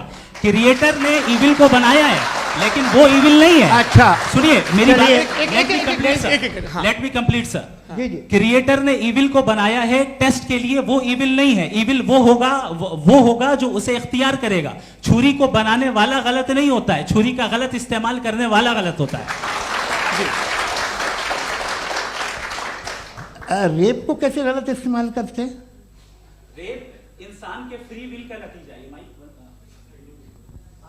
ये रेप कैसे गलत इस्तेमाल होता है? ये मुझे अब सुन ले, अब सुन ले। गलत इस्तेमाल होता हाँ, मैं बता रहा हूँ रेप कैसे गलत ना, मैं बता रहा हूँ जी। कि जो इविल इस दुनिया में मौजूद है उसके कई सारे तरीके हैं। एक तरीका इंसान का अपना फ्री विल है। अब अगर कोई रेपिस्ट रेप कर रहा है तो इसका गॉड का कसूर नहीं है, वो अपने फ्री विल का गलत इस्तेमाल कर रहा है, उसको सजा मिलनी चाहिए। अच्छा। और उसी के लिए जहन्नम बनाई गई है।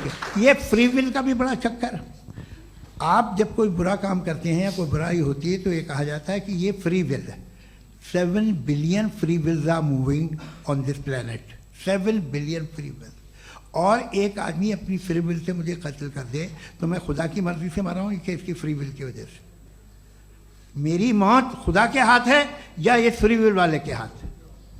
खुदा ने फ्री विल का निजाम बनाया है और उस निजाम का गलत इस्तेमाल करके कोई आपको मार रहा है, इस्तेमाल करके मेरा कत्ल कर देता है। अब मेरी मौत का जिम्मेदार कौन है? वो इंसान जिम्मेदार है। वो इंसान। जी। तो ये कहना कि और उसको खुदा ही उसको जिंदगी उसको सजा का- मिलेगी। तो अब आप आगे चलिए कि ये तय करना कि अल्लाह ही या खुदा, सॉरी अल्लाह नहीं, खुदा ही जिंदगी देता है, खुदा ही मौत देता है, ये गलत है। बिल्कुल गलत नहीं है। हाँ, नहीं, निजाम उसी ने बनाया फ्री विल का। निजाम मौत और हयात का उसी ने बनाया। You are contradicting yourself. अभी आपने कहा कि एक आदमी ने फ्री विल से आपको मार दिया, इसमें उसे फ्री विल दी गई थी, उसने गलत इस्तेमाल किया। 7 billion free wills are moving on this planet और आप चाह रहे हैं कि मैं सिर्फ खुदा का ध्यान करूं। ये 7 बिलियन फ्री विल्स को मुझे लुक आफ्टर करना पड़ेगा कि नहीं? ये तो तबाहियां कर रही हैं और तबाहियां ज़्यादा हो रही हैं। बिल्कुल। तो अगर आप बताएं अगर खुदा नहीं है फॉर एग्जाम्पल, हाँ। तो आप इविल को कैसे डिसाइड करेंगे? यानी how can you define evil objectively without God? देखिए, दुनिया में 2 तरह के जानवर हैं। एक जो अकेले रहते हैं जंगल में और एक जो ग्रुप्स में रहते हैं। ग्रुप में जो भी रहेगा, चाहे वो आपका फाउंडेशन हो, चाहे कोई क्लब हो, चाहे कोई पॉलिटिकल पार्टी हो, चाहे कोई यूनिट हो, उसमें आपको इंटरैक्ट करने के रूल बनाने पड़ेंगे। यानी लोग तय करेंगे। लोग तय करेंगे। अगर लोगों ने यह तय किया कि किसी का रेप करना सही है, आप जस्टिफाई करेंगे? नहीं, आपका फाउंडेशन तो ये हो गया ना कि लोग ही विल डिसाइड दुनिया करेंगे। में- नहीं, अरे दुनिया में ऐसे ग्रुप्स हैं जो रेप को जायज़ मानते हैं सर्टन हालात में। मैं डिटेल में नहीं जानूंगा, आप भी जानते हैं।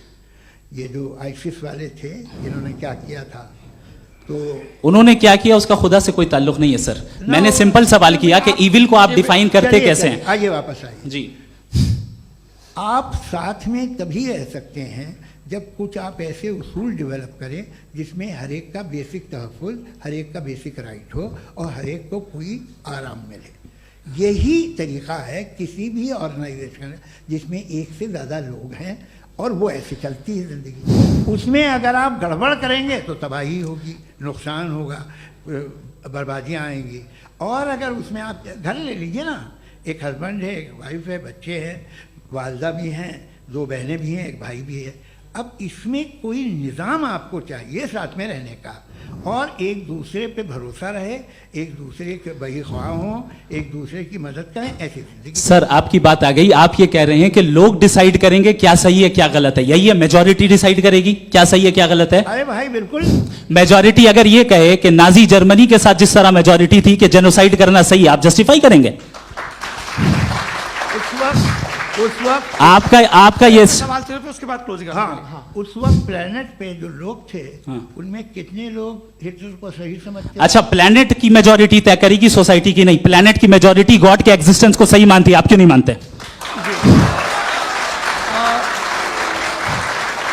ये हेलो ये क्रॉस क्वेश्चन का राउंड यहाँ पर समाप्त होता है।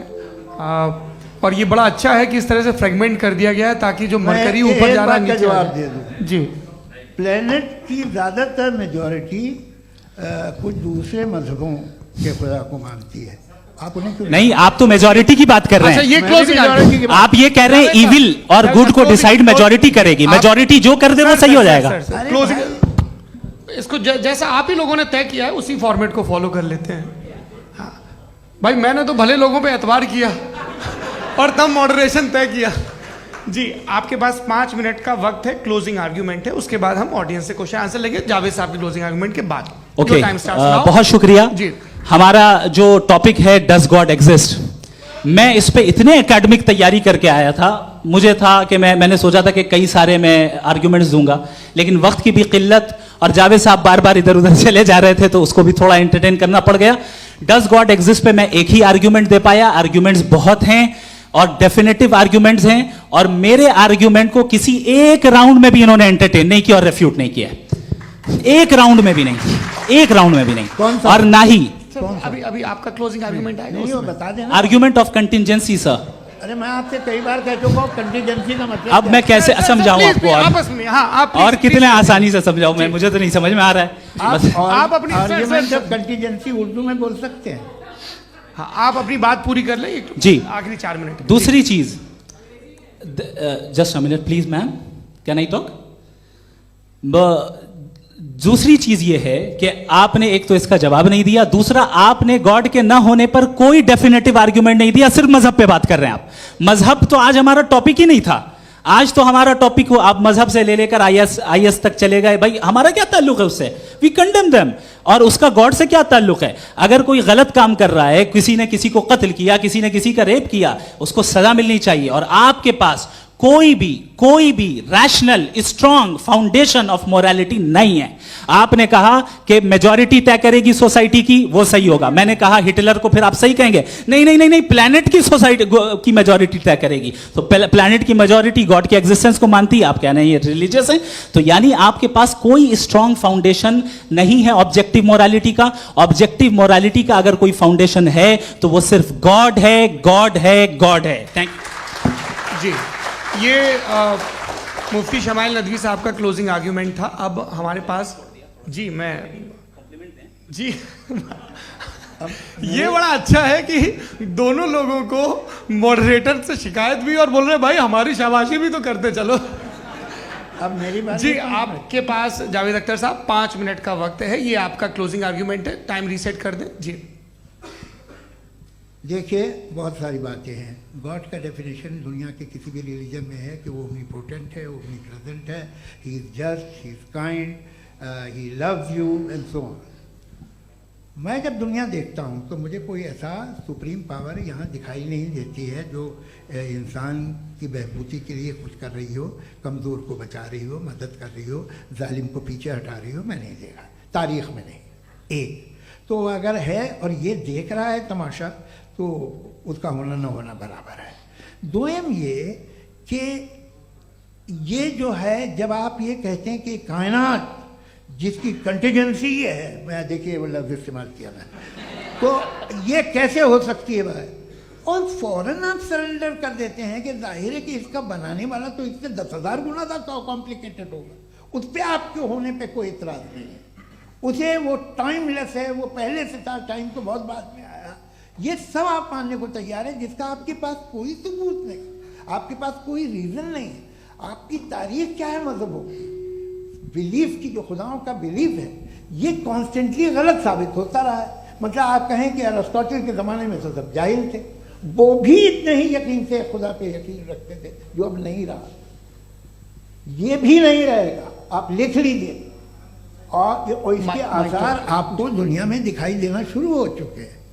ये बहस क्या आज से 100 साल पहले इस तरह हो सकती थी, यहाँ तक तो आपको हम ले आए हैं तो सर अरे इनको मदद की ज़रूरत नहीं भाई, ये सेल्फ सफिशिएंट आदमी है, आप क्यों इनकी मदद कर रहे हैं? सर प्लीज तो ये जो है तमाम बातें अपनी जगह हैं, ये एक पैकेज है। आप अकेले, कोई आदमी ऐसा नहीं जो सिर्फ गॉड को मानता हो, उसके साथ बहुत पैराफर्नेलिया आता है, अलग अलग पैराफर्नेलियाज आते हैं। They are only, they have always created chaos in the society. मैं तो आपको सीधा ऑफर देता हूँ कि दुनिया में 10 इम्पॉर्टेंट बिलीव्स हैं, आप एक मानते हैं, 9 नहीं मानते, 9 में आप एथियस्ट हैं, 9 को आप बिल्कुल रीजनेबली मेरी तरह देखते हैं, तो 90 मजहबी आदमी भी 90% एथियस्ट है, वो दूसरे खुदा नहीं मानता, एक खुदा मानता है अपना वाला, बाकियों को कहता है गलत है। अगर आप मानना ही बंद कर दें तो आपका 10% चांस है कि आप सही हैं और 90% चांस है कि आप गलत हैं। मेरा मशवरा है आप मानना छोड़ दिए तो 50% चांस होगा कि आप सही हैं और 50% चांस होगा, 40% आप गेन करेंगे बाय बिकमिंग एथीस्ट।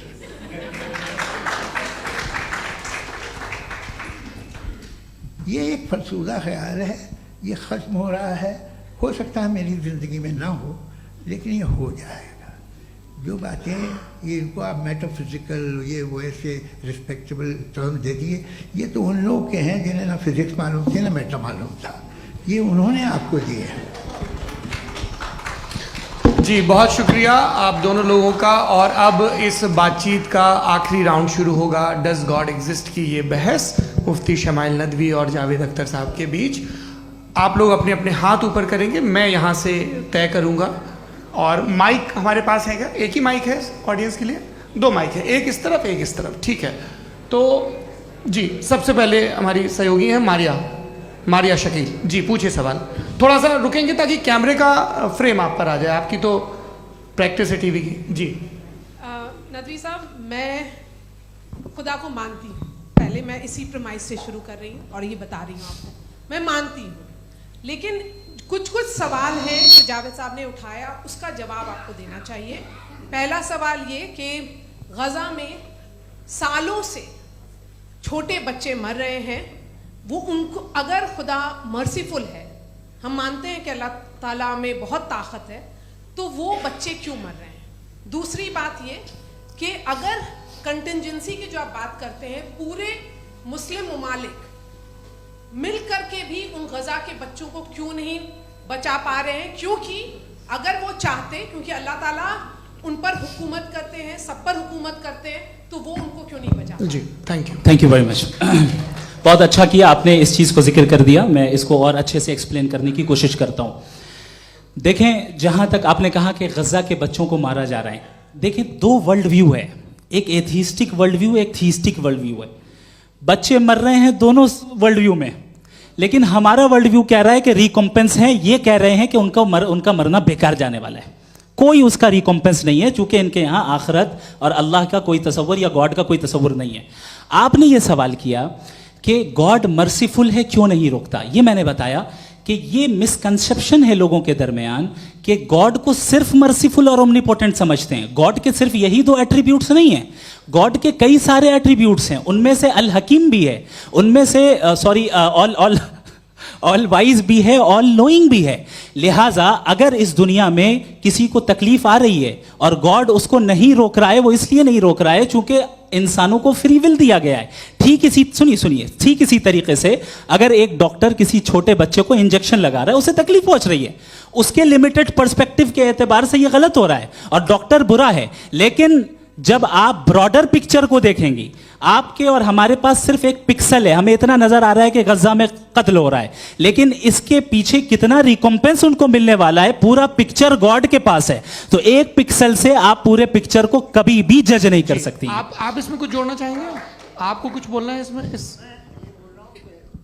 भैया आपने बहुत अच्छा जस्टिफिकेशन दिया, या आप वो जो वहाँ के प्राइम मिनिस्टर इजराइल के उन्हें भेजिए, वो बहुत खुश होंगे। आप जस्टिफिकेशन दे देना कि अगर गॉड नहीं है तो बच्चे क्यों मर रहे हैं, आप बताएं। वो ये सवाल पूछ रहे हैं कि अगर आप ईश्वर का अस्तित्व नहीं मानते हैं तो उन बच्चों की मौत को आप कैसे इंटरप्रेट करते हैं? भाई ये दुनिया जो है, जो ताकतवर लोग होते हैं वो एक नाइंसाफी करते हैं। तो ये अच्छा काम है आपके नजदीक, तो नेचर नाइंसाफी पे मबनी है। अरे मेरे भाई, आप नेचर की कहाँ बात कर रहे हैं, तो इंसान की बात। तो फिर जब मैं इंसान की बात कर रहा था, आप नेचर की बात करने लग गए। क्रॉस एग्जामिनेशन नहीं। हाँ, अब आप मुझे बोलने नहीं देंगे तो अलग बात है, आप बोलिए, मुझे कोई जल्दी नहीं। जी नहीं, ये क्रॉस एग्जामिनेशन मुझे बोल तो लेने दीजिए। जी बोलिए। क्या बात ये है कि ह्यूमन सोसाइटी तभी साथ में रह सकती है जब वो मोहब्बत से, एकता से, एक दूसरे के एहतराम करके रहे। इसके अलावा पॉसिबल नहीं है, अकेले तो इंसान रह ही नहीं सकता। वहाँ पर कुछ लोग हैं जो फाउल करते हैं, वो फाउल हमेशा से तारीख में होता आया है। आज ये हो रहा है, जो हो रहा है बहुत बुरा हो रहा है, बहुत जालिमाना है, बहुत जाबराना है। उसको आप कहें कि ये बच्चों को कॉम्पनसेशन मिल जाएगा या इसकी इंजेक्शन है, इंजेक्शन तो हेल्थ के लिए दिया जाता है। आप ये कह रहे हैं कि ये बच्चों की जो धज्जियाँ उड़ रही हैं ये इंजेक्शन है, विटामिन टेस्ट है, ये टेस्ट है, और उस टेस्ट में उनको अगले उनको ऐसा रिकॉम्पेंस मिलेगा जो आपके तस्वुर के बाहर है। ये आप 3 बरस के बच्चे को बारूद से उड़ा के टेस्ट ले रहे हैं, वाह। वो नहीं ले रहा है, खुदा नहीं उड़ा रहा है, इजराइल उड़ा रहा है। जी, ये तो उसको कंडेम अगला करें। सवाल लेते हैं। अगला सवाल लेते हैं प्रोफेसर पुरुषोत्तम अग्रवाल। मुफ्ती साहब, एक निवेदन आपसे है कि कम से कम थोड़ा सा माइक क्लोज एक रिलीजियस और फिलोसफिकल कर मैं प्लीज। एक रिलीजियस और फिलोसफिकल ट्रेडिशन है जो ब्रह्मांड को यानी यूनिवर्स को ही अंतिम मानती है।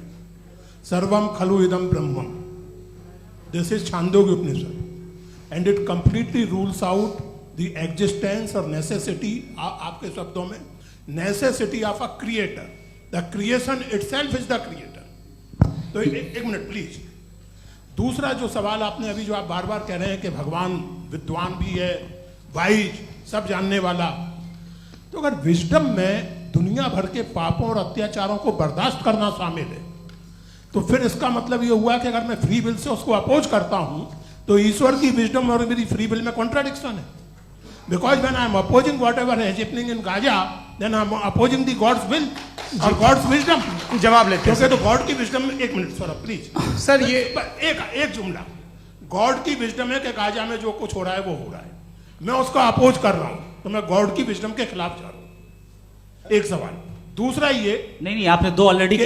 सर आप और सवाल कर लें, लेकिन मुझे 2 जवाब दे सर, दें। सर, पहले आपने ये कहा, सुनिए मेरी बात सुनिए। भाई इजराइल के गॉड के मुताबिक तुम्हारा ठीक हो रहा है ना? प्रोफेसर, नहीं हो रहा है, ठीक नहीं हो रहा है, मैं बता रहा हूं क्या हो रहा है। आप तशरीफ रखें, मैं बता रहा हूं क्या हो रहा है।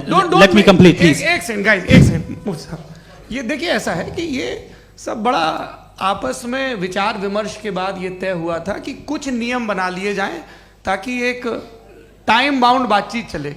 और भाई साहब, आप बड़ा जरूरी काम कर रहे हैं, लेकिन कैमरे के फ्रेम में आके उस काम को गड़बड़ कर दे रहे हैं। ठीक है गुरु, अब मेरे को कहीं का गुस्सा कहीं निकालना था, सॉरी। नहीं, कोई गुस्सा नहीं है जी। तो प्रोफेसर ने सवाल पूछे, आप उनके जवाब दें, और थोड़ा ये सब लोग थोड़ा ख्याल रखें भाई, सवाल संक्षिप्त रखें जी। आपने 2 सवाल किया। सबसे पहला ये कहा कि हमारे पास ये कॉन्सेप्ट है कि ये यूनिवर्स खुद नेसेसरी बीइंग है, creation itself is the creator. How irrational is this कि मैं एग्जिस्ट करूंगा बाद में, लेकिन अभी एग्जिस्ट कर भी रहा हूं, यानी एक ही टाइम में एग्जिस्ट भी कर रहे हैं, नहीं भी कर रहे हैं। This is not true. दूसरी चीज, आपने कहा कि अगर इजराइल में, सॉरी माफ कीजिएगा, Israel doesn't exist, occupied Palestine में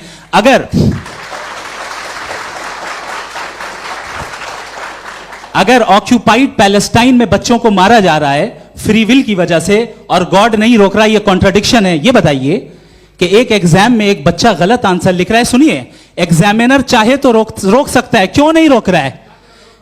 ये कॉन्ट्रडिक्शन है, ये कॉन्ट्रडिक्शन नहीं है।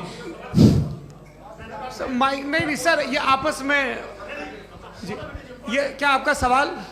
माइक दीजिए। फ्री विल दिया गया है टेस्ट के लिए, अकाउंटेबिलिटी के लिए। अगर फ्री विल नहीं होता तो आप कहते हैं हमें रोबोट बना दिया गया। नॉट मिसरिप्रेजेंट माय पोजीशन, आपकी जो भी पोजीशन, मैं अपनी फ्री विल के नाते, अपने ह्यूमन विजडम के नाते गाजा में हो रही अत्याचार का विरोध करता हूं। बिल्कुल करना चाहिए। आपके हिसाब से मैं गॉड की विजडम का विरोध कर रहा हूं? बिल्कुल नहीं, समाज हो रहा है गॉड की, बिल्कुल भी नहीं, बिल्कुल भी नहीं।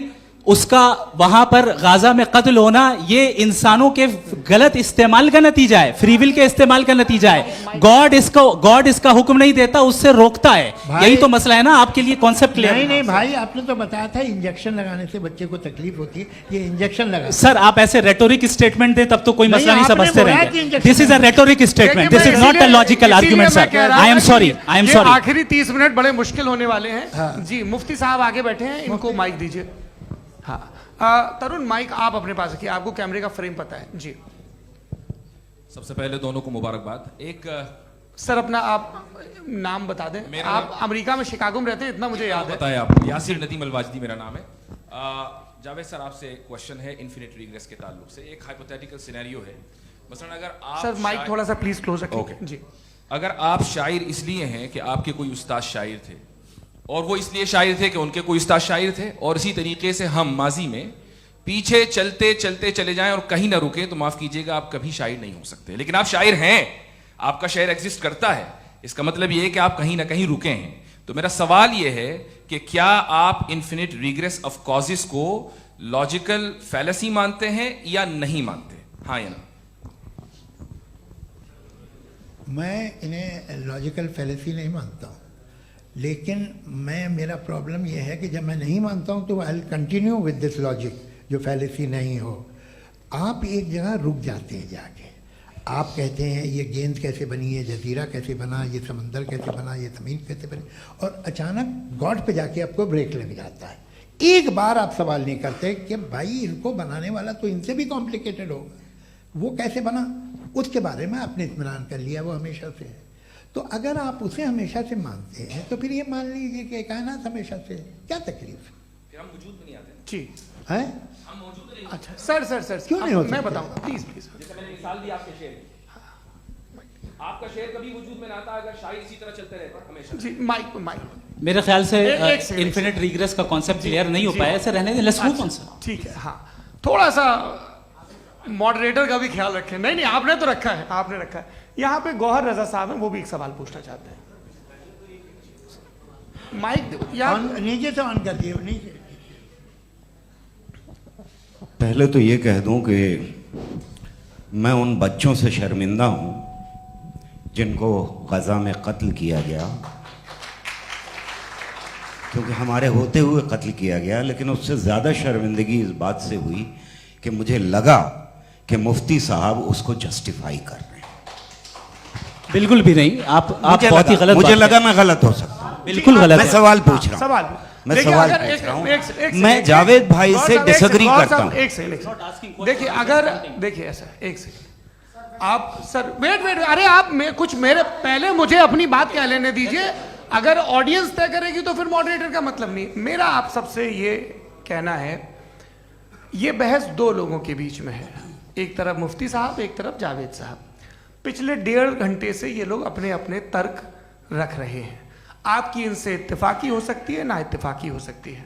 मेरे उस्ताद मुझे सिखा गए हैं कि मुखामुखम में असहमति की गुंजाइश बची रहनी चाहिए।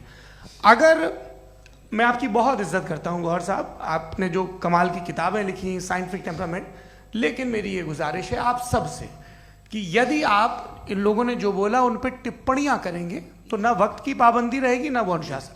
आप सवाल पूछ लें, उस सवाल में जो बात आ जाए वो आ जाए। मैं जावेद साहब से डिसएग्री करता हूं, इसलिए जावेद साहब से सवाल पूछ रहा हूं। आपका सवाल जावेद अख्तर साहब से। और सवाल ये है मेरा कि जावेद साहब ने कई बार लॉजिक का इस्तेमाल किया कि साइंस में लॉजिक है और रिलीजन में लॉजिक नहीं है। मेरा ख्याल ये है कि रिलीजन में भी लॉजिक है, लेकिन उस लॉजिक की बेसिस ये है कि आप रुक जाते हैं, जिसका जिक्र जावेद साहब ने बार बार किया, यानी खुदा के तसव्वुर पे आते हुए, गॉड के तसव्वुर पे आते हुए रुक जाते हैं। और इसमें सवाल पूछना मतलब फॉरबिडन होता है। सवाल यह है कि क्या जावेद साहब इससे एग्री करते हैं कि साइंस की लॉजिक अलग है और रिलीजन की लॉजिक अलग है? बताइए सर। देखिए, 3 चीज़ें हैं। साइंस है, एक है मंतिक है, इस्तिदलाल है, और एक जो है कुछ भी नहीं है, फेथ है, अकीदा है। मैं अकीदे की लॉजिक का कायल नहीं हूँ। मुझे आप इस्तिदलाल से, लॉजिक से, रीज़न से समझाइए, मैं मानने को तैयार हूँ, मेरा क्या नुकसान होगा। लेकिन ये कि अकीदे पे मैं नहीं जा सकता हूँ। अकीदे का मतलब है कि तुम ये मान लो, सवाल ना करो, ये नहीं। आप सारी बातें करके, बड़ी साइंटिफिक बातें करके एक जगह जाके खुदा के वजूद पे रुक जाते हैं, सरेंडर कर देते हैं। मैं सरेंडर करने को तैयार नहीं। That's all. जी, ये आगे सर बैठे हुए हैं, इनको माइक दीजिए। भाई वो आप पूछना चाह रहे थे ना भाई? हाँ, नहीं मैं ये थैंक यू जी। आपका नाम? आसिम इफ्तिखार। आसिम जी, पूछिए। सर, जावेद सर से सवाल है कि आपने अपने माइक थोड़ा करीब है। अपने क्लोजिंग स्टेटमेंट में ये बात कही थी कि मज़हब का जो फ्यूचर है वो ज़्यादा दिन नहीं जाने वाला है, लेकिन मैं देख पा रहा हूँ कि जो ऑक्सफोर्ड यूनिवर्सिटी की एक स्टडी है 2011 में हुई है, जिसके 50 एकेडमिशियंस ने इसको अंजाम दिया था, उसमें वो ये कहते हैं कि जो फेथ इन गॉड है वो इनबिल्ट है ह्यूमन नेचर के अंदर, जिसको हम कहते हैं फितरत के अंदर शामिल है वो।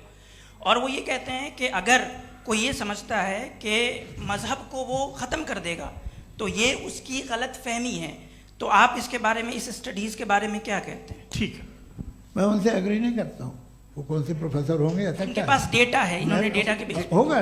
डेटा क्या हो सकता है? फ्यूचर का डेटा तो नहीं हो सकता ना उनके पास। प्रेजेंट का डेटा हो सकता है। डेटा आपने सुना 100 साल पहले का बाद का डेटा, मैंने तो नहीं सुना आज तक। तो आज उनकी ये राय है और होगी राय, ठीक है। दुनिया में तरह तरह की राय है लोग, लेकिन मैं समझता हूँ कि वक्त के साथ इंसान ज़्यादा से ज़्यादा रीजनेबल और लॉजिकल होता जा रहा है। आज आप देखिए वेस्टर्न यूरोप में क्या परसेंटेज है नॉन बिलीवर्स की, बहुत हाई।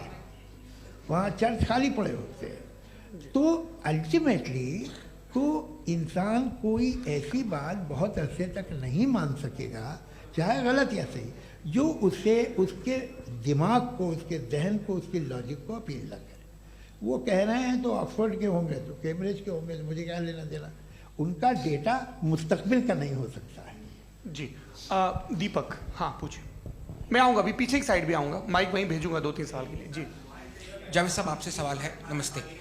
अरे भाई सर, अगर आप ही लोग को तय करना है तो फिर 200 लोग तय कर लें। ये सब नहीं sir, please don't do this sir. Everybody has a right sir, but we can only take selected questions.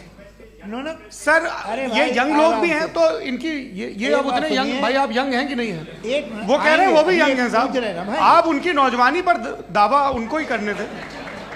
हाँ मुफ्ती साहब आप यंग, हाँ पूछे। अरे भैया सर, मेरा सवाल ये है। कुछ इनसे भी तो पूछो। जी हाँ। नहीं, बस आपसे एक सवाल है। जैसे थीस्टों के पास अपने जो ईश्वर को मानते हैं, उनके पास अपने सोशल गेट टुगेदर्स हैं। 5 रोज आज क्रिसमस आने वाला है, होली है, दिवाली है, ईद है। एथिस्ट क्या ऑफर कर रहे हैं? मतलब मैं इनकी दुकान से मैं आना चाहता हूँ उस तरफ, पर मैं अट्रैक्ट नहीं हो पा रहा हूँ। मैं सोशल गेट टुगेदर्स क्या है आपके पास? वो ये कह रहे हैं कि जो धार्मिक लोग हैं, अलग अलग धर्म के लोग, उनके उत्सव त्योहार, कॉन्ग्रेगेशन बहुत हैं। अब आपको मैं एक सुनाता हूँ, यहाँ हिस्टोरियन भी बैठे हैं। मृदुला जी, आप बताइएगा सही है क्या? ये एक कॉन्स्टेंटाइन, एक ग्रीक रोमन बादशाह था, जो क्रिश्चियनिटी आने के 400 साल बाद उसने डिसाइड किया कि मैं क्रिश्चियन हो जाऊंगा, मेरी पूरी स्टेट कैंसिल हो जाएगी। उस ज़माने में ऐसे ही होता था, राजा जो धर्म इख्तियार करता था वो जनता भी कर लेती थी।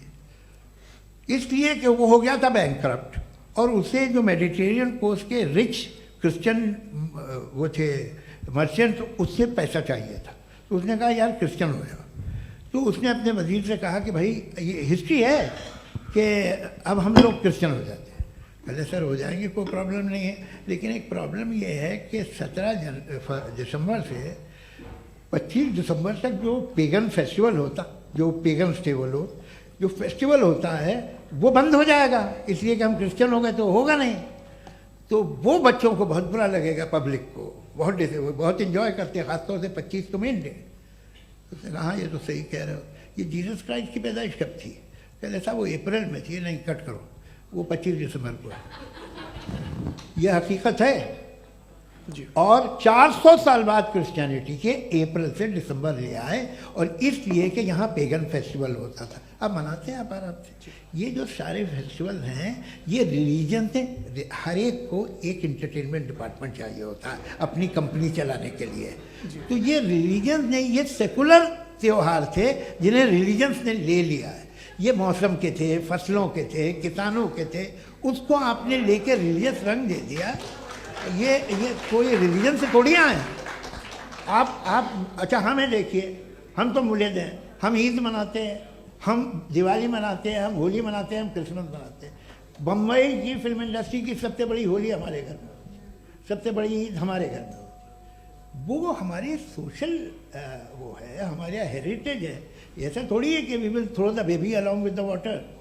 ये तो अच्छी चीज़ है, इन्हें रखो, जो बेकार है फेंक दो। जी हाँ। हेलो जी, मेरा सवाल नादवी जी से है। जैसा कि आपने बोला कि गॉड टाइम के भी परे हैं, और गॉड इतनी कॉम्प्लेक्स चीज़ है कि उसे ह्यूमन माइंड समझ नहीं सकता, और गॉड ने अर्थ पे फ्री विल भी दे दी है। तो आप अपना वक्त ज़ाया क्यों कर रहे हैं गॉड के बारे में बात करके? अपन को तो बात करनी चाहिए कि सोसाइटी को बेहतर कैसे करें। जी, मैं गॉड वही बताता है सोसाइटी को कैसे बेहतर करे। अभी मैं आपका जवाब देता हूँ। आपने कहा कि टाइम पे वो एग्जिस्ट नहीं करता,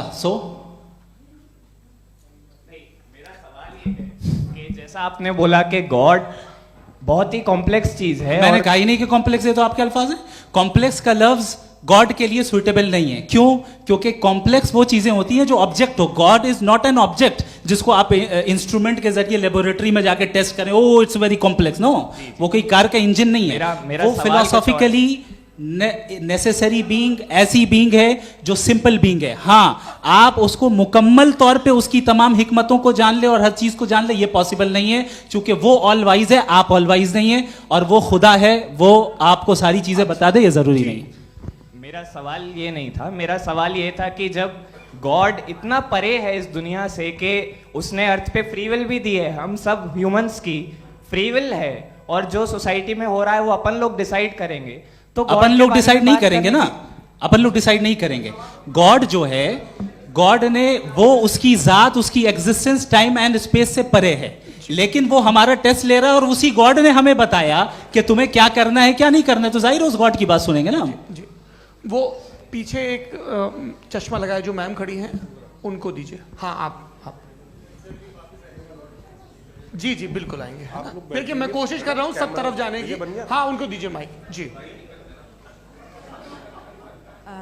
हेलो सर, मैं ओमनी प्रेजेंट नहीं हूँ, टाइम पाबंद हूँ और जहां तक कोशिश कर सकता हूँ करूंगा। जी, अपना नाम बताइए। मेरा नाम उर्सुला है, मैं दिल्ली यूनिवर्सिटी की एक स्टूडेंट हूँ और मैं स्टूडेंट फेडरेशन ऑफ इंडिया से हूँ। मेरा सवाल मुफ्ती जी से है कि इस हॉल के इस कमरे में बैठ के हम लोग रेप की मोरालिटी के बारे में फिलोसफिकली बात तो कर सकते हैं, बट असलियत ये है कि रोज़मर्रा की ज़िंदगी में औरतें रेप के थ्रू गुजरती हैं, और हम लोग सिर्फ नंबर्स पे इस तरह नहीं देख सकते, क्योंकि कितनी औरतें हैं इन कंट्रीज़ में जहाँ पे आप बता रहे हैं कि केसेस कम हैं, जिनका एक्सेस है कि वो जाके केस फाइल कर सकें। कितनी औरतें हैं जो जिनको काम करने की आज़ादी है उन कंट्रीज़ में। यूरोप में ये आज़ादी आ गई, यूरोप में ये रूल्स आ गए, तो हम आज उसके बारे में बात कर पा रहे हैं। जी, जवाब। आपने ये कहा कि कमरे में बंद होकर हम लोग इस पर फिलोसफिकली बात कर सकते हैं, लेकिन हकीकत में क्या हो रहा है, वो ग्राउंड लेवल पे क्या हो रहा है, जो बहुत गलत हो रहा है, और वो सफ़र कर रही हैं। आई अग्री, बहुत गलत हो रहा है, और जो गलत हो रहा है उसको हमें रोकना है। और क्यों रोकना है, वो गलत क्यों है, हमारे पास इसका ऑब्जेक्टिव फाउंडेशन है, इनके पास उसका ऑब्जेक्टिव फाउंडेशन नहीं है। मैं ये कहना चाह रहा हूं कि जहां पे भी जुल्म हो रहा है, जहां पे भी औरत पे जुल्म हो रहा है, या उसकी इज्जत लूटी जा रही है, या उसे तकलीफ पहुंचाई जा रही है, और सिर्फ औरत नहीं, किसी इंसान के ऊपर भी जुल्म हो रहा है, तो उसके खिलाफ खड़ा होना, ये मॉरलिटी हमारे पास गॉड के पास से आई है। वरना जावेद साहब तो कह रहे हैं कि जो है मेजॉरिटी डिसाइड करेगी, तो मेजॉरिटी तो कभी भी बदल सकती है। क्या आप नातू? हाँ। ये थोड़ी सी आपको गलतफहमी है। मैं अगर मेरे जुमले से ये मदना निकला या मैंने कहा, तो ये जुमला मैं वापस लेता हूँ, ये मेरा मतलब ही नहीं था कि मेजॉरिटी डिसाइड करेगी। मेजॉरिटी डिसाइड करे तो दुनिया में बड़ी, वैसे आपने कहा था ये जुमला। अच्छा, हो सकता है, मैं मान रहा हूँ, बाद में रिकैप कर लेंगे। अरे एक सेकंड, मैं अपनी एक्सप्लेनेशन देता हूँ। मुनासिब बात यह है कि हम सब के सब दिल में जानते हैं कि क्या अच्छा है क्या बुरा है, हमें पता है अच्छी तरह से। जो लोग बुरे काम करते हैं उन्हें भी मालूम अच्छा क्या है। यही तो सवाल था हजरत कि फिर ये मोरालिटी आई कहां से? Cross examination. हाँ जी, हाँ। मोरालिटी साथ रहने की डिजायर से आई है, यानी साथ रहकर जो कुछ कह दे, जो कुछ कर दे, वो हो जाएगा? नहीं नहीं, तो आप कायदे से रह ही कर सकते हैं जब तक लोगों में मोरालिटी हो, वरना क्यास हो जाएगा। ये आपको कैसे पता? जी, हमने देखा ना, जहाँ मोरालिटी का क्यास हो गया, हम देखते हैं। कहाँ पे देखते भाई? दुनिया में। आप जो कह रहे हैं, आप कहीं पे अगर गलत हो रहा है, इस बहस तो के उसको बाद आप मैं गलत देखिए। आप एपिस्टेमोलॉजी की बात कर रहे हैं, मैं ऑन्टोलॉजी की बात कर रहा हूं। मैं इस बहस के बाद आप दोनों लोगों को चाय पे होस्ट करूंगा, वहां पे क्रॉस एग्जामिनेशन कर लीजिएगा। अभी ऑडियंस का हक मार रहे हैं आप लोग भाई, सर जस्ट लोग हैं आप लोग। और ये भाई ये हाँ, उधर आएंगे, जी सर आएंगे। अच्छा सर मेरा नाम लईकुर रहमान है और मैं अलीगढ़ मुस्लिम यूनिवर्सिटी का स्टूडेंट हूँ, और जहाँ तक मुझे पता है कि sir you are also product of Aligarh Muslim University. मैं भी उसी चमन का बुलबुल। हाँ सर, तो बहुत खुशी हुई मुझे जान करके कि मैं आपसे मिलूंगा। सवाल सर, मेरा सवाल यह है, सर सैयद अली रहमा का नज़रिया यह था कि खुदा के वजूद को अक़ल के दायरे में रह कर के तलाश करना, न कि पूरी तौर से उसका इनकार कर देना। Sir, how will you define it? नहीं, तो ये तो आप इन्हें बताइए। ये सवाल आपसे खुदा का वजूद साबित कर रहे हैं, तो सर आपने इनकार कर रखा है, इस वजह से मेरा क्वेश्चन। उन्होंने यही सर से, एक सेकंड, सर सैयद ने यही कहा ना कि अक्ल से आप खुदा के वजूद को साबित नहीं कर सकते, यही कहा ना भाई। वो उन्होंने कहा कर सकते हैं और वो कर दिया गया आज। वो फोन तलाश करना या साबित करना अकल से ताल्लुक, अकल से नहीं सर हो सर अरे सवाल तो सुन लीजिए जी। अकल से नहीं हो सकता है, यही कहा ना आपने। अकल से हो सकता है। अरे वो यही कह रहे हैं भाई, आप बता रहे हो सकता है, वो तो कुछ और। आप अगर सर देखो नौजवान फोन ले लो, वो इतनी बोले। कमाल की यूनिवर्सिटी है। अरे भाई दे दो मेरी ना बात जरा तो- 1 मिनट, अरे दे दो मेरे भाई माइक। मेरी बात सुनो, नहीं, माइक मैं पे समझ- बोलो ताकि जो लाखों लोग देख रहे हैं माइक दे दो ना। अरे देंगे ना माइक, तुम ठहरो तो। हाँ सर, मेरा सवाल ये था कि सर सैयद अलैहि रहमा का एक नज़रिया था अपना कि खुदा का जो वजूद है उसको अकल के दायरे में रह करके तलाश करना है, न कि पूरे तौर से इनकार कर देना है। ये उनका कॉन्सेप्ट था। लेकिन मेरा सवाल ये है कि आप इसको कैसे डिफाइन करते हैं, एक्सप्लेन कैसे करेंगे, मैं आपसे मैंने जानना अकल चाहता के दायरे हूँ, में क्योंकि you are the product of Aligarh Muslim university.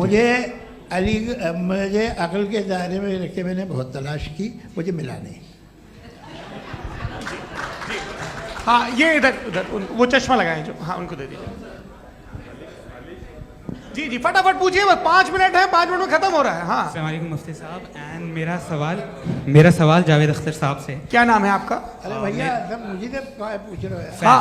Faiz पूछिए फैज साहब। तो मेरा सवाल ये है कि अभी जो एथियस्ट है वो problem of evil argument use कर रहे हैं अगेंस्ट मुस्लिम्स, राइट? कि इस दुनिया में इतना सारा इविल है और अगेंस्ट मुस्लिम तो यहाँ अगेंस्ट थियस्ट। हाँ थोड़ा सा करेक्ट कर लीजिए भाई, पूरी मशक्कत ही इसी बात की थी कि किसी एक मजहब पे बात न टिके। जी, तो बेसिकली ये आर्गुमेंट ऐसा है कि इस दुनिया में इतना ज़्यादा ईवल एग्जिस्ट करता है और अगर एक ऑल गुड गॉड है तो वो रोकता क्यों नहीं है? लेकिन इस सवाल में एक हिडन अजम्पशन ये है कि इस दुनिया में ईवल एग्जिस्ट करता है। अब एथियस्ट ये कैसे ऑन्टोलॉजिकली प्रूव कर सकते हैं कि इस दुनिया में ईवल एग्जिस्ट करता है? मैं आपको बताता हूँ, थोड़ा सा समझा। नहीं सर हम लोग इनको सुनने आए। नहीं please don't do that. I want to explain ontologically. नहीं हम समझ गए सर, इनको अब जवाब देने दीजिए। अच्छा सवाल पूछ लो। मैं अभी तक क्या था वो मैं थोड़ा सा ऐड ऑन कर लेता हूँ। तुम गुरु, तो हम जब इसका राउंड 13 करेंगे ना तब तुमको स्टेज पे बिठाएंगे। जी तो हाँ जल्दी से। तो देखिए एथियज्म के हिसाब से सब कुछ रैंडमली बन गया है, सब कुछ एटम्स और मॉलिक्यूल्स है। एक पत्थर में और मुझ में सिर्फ इतना फर्क है कि हम लोग एटम्स और मॉलिक्यूल्स का अलग अलग रीअरेंजमेंट है। अब एक पत्थर को कोई इंसान तलवार से 2 टुकड़ों में काट दे या मुझे, according to atheism it is same. There is no evil and good according to atheism.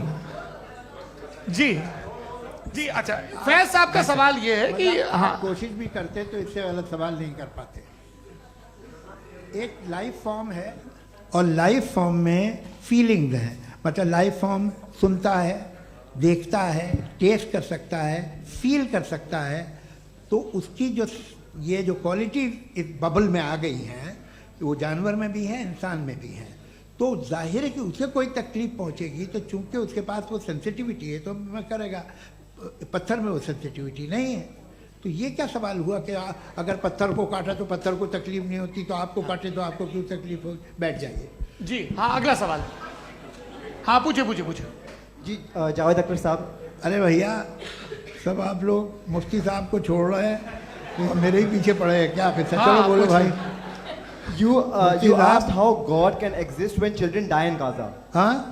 You asked how God can exist when children die in Gaza, and you also mentioned the rise of atheism in Europe.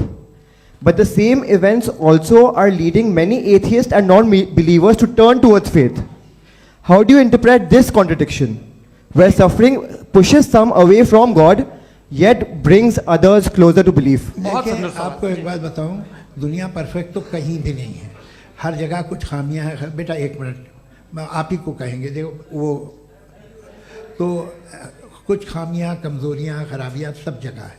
लेकिन अगर देखोगे ईमानदारी से कि दुनिया सबसे ज़्यादा महज़ब कहाँ है, एक आम शहरी को कहाँ हुकूक हासिल हैं, वो बोल सकता है, अपनी मर्ज़ी से काम कर सकता है, अपनी मर्ज़ी से राय दे सकता है, हुकूमत के ख़िलाफ़ बोल सकता है, बरसर इक़्तिदार लोगों के बारे में बोल सकता है, सरमायादारों के ख़िलाफ़ बोल सकता है। तो आपको ये स्कैंडिनेवियन कंट्रीज़ में मिलेगा, वेस्टर्न यूरोप में मिलेगा। मैं नहीं कह रहा वो परफेक्ट है, बिल्कुल नहीं, वहाँ बहुत ख़राबियाँ भी हैं, परफेक्ट तो कोई। लेकिन जिन जिन मुल्कों में, लैटिन अमेरिका देखो, गल्फ़ देखो, वहाँ पर आपको ये ज़रूर है कि रेप नहीं होते होंगे। रेप की ज़रूरत क्या है भाई? उसको तो ख़रीद लो, घर में रखो, सड़क पर रेप करने की क्या ज़रूरत है? मगर सुनिए, मगर हकीकत ये है कि वहाँ शख्सी आज़ादी राय देने की, बोलने की नहीं है। जी ये एक आखिरी सवाल मुफ्ती साहब से। हाँ मैम इनको माइक दीजिए। शुक्रिया। मेरा नाम मनीषा है, मैं हरियाणा से आई हूँ। मैं मुफ्ती साहब से एक बात पूछना चाहती हूँ। आप बार बार जावेद साहब को कॉन्ट्राडिक्ट तो कर रहे हैं कि आपने ये कहा, लेकिन आप भी अजम्पशंस के बेसिस पे बात कर रहे हैं। आपने खुदा के होने का कौन सा प्रूफ पेश किया है, खुदा की एग्जिस्टेंस का?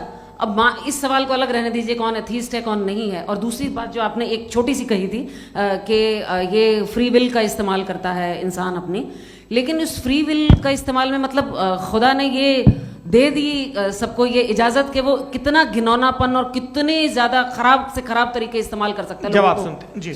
आप फ्री विल को मानती है ना, या अब कहती है कि फ्री विल नहीं है ना? मानती है ना?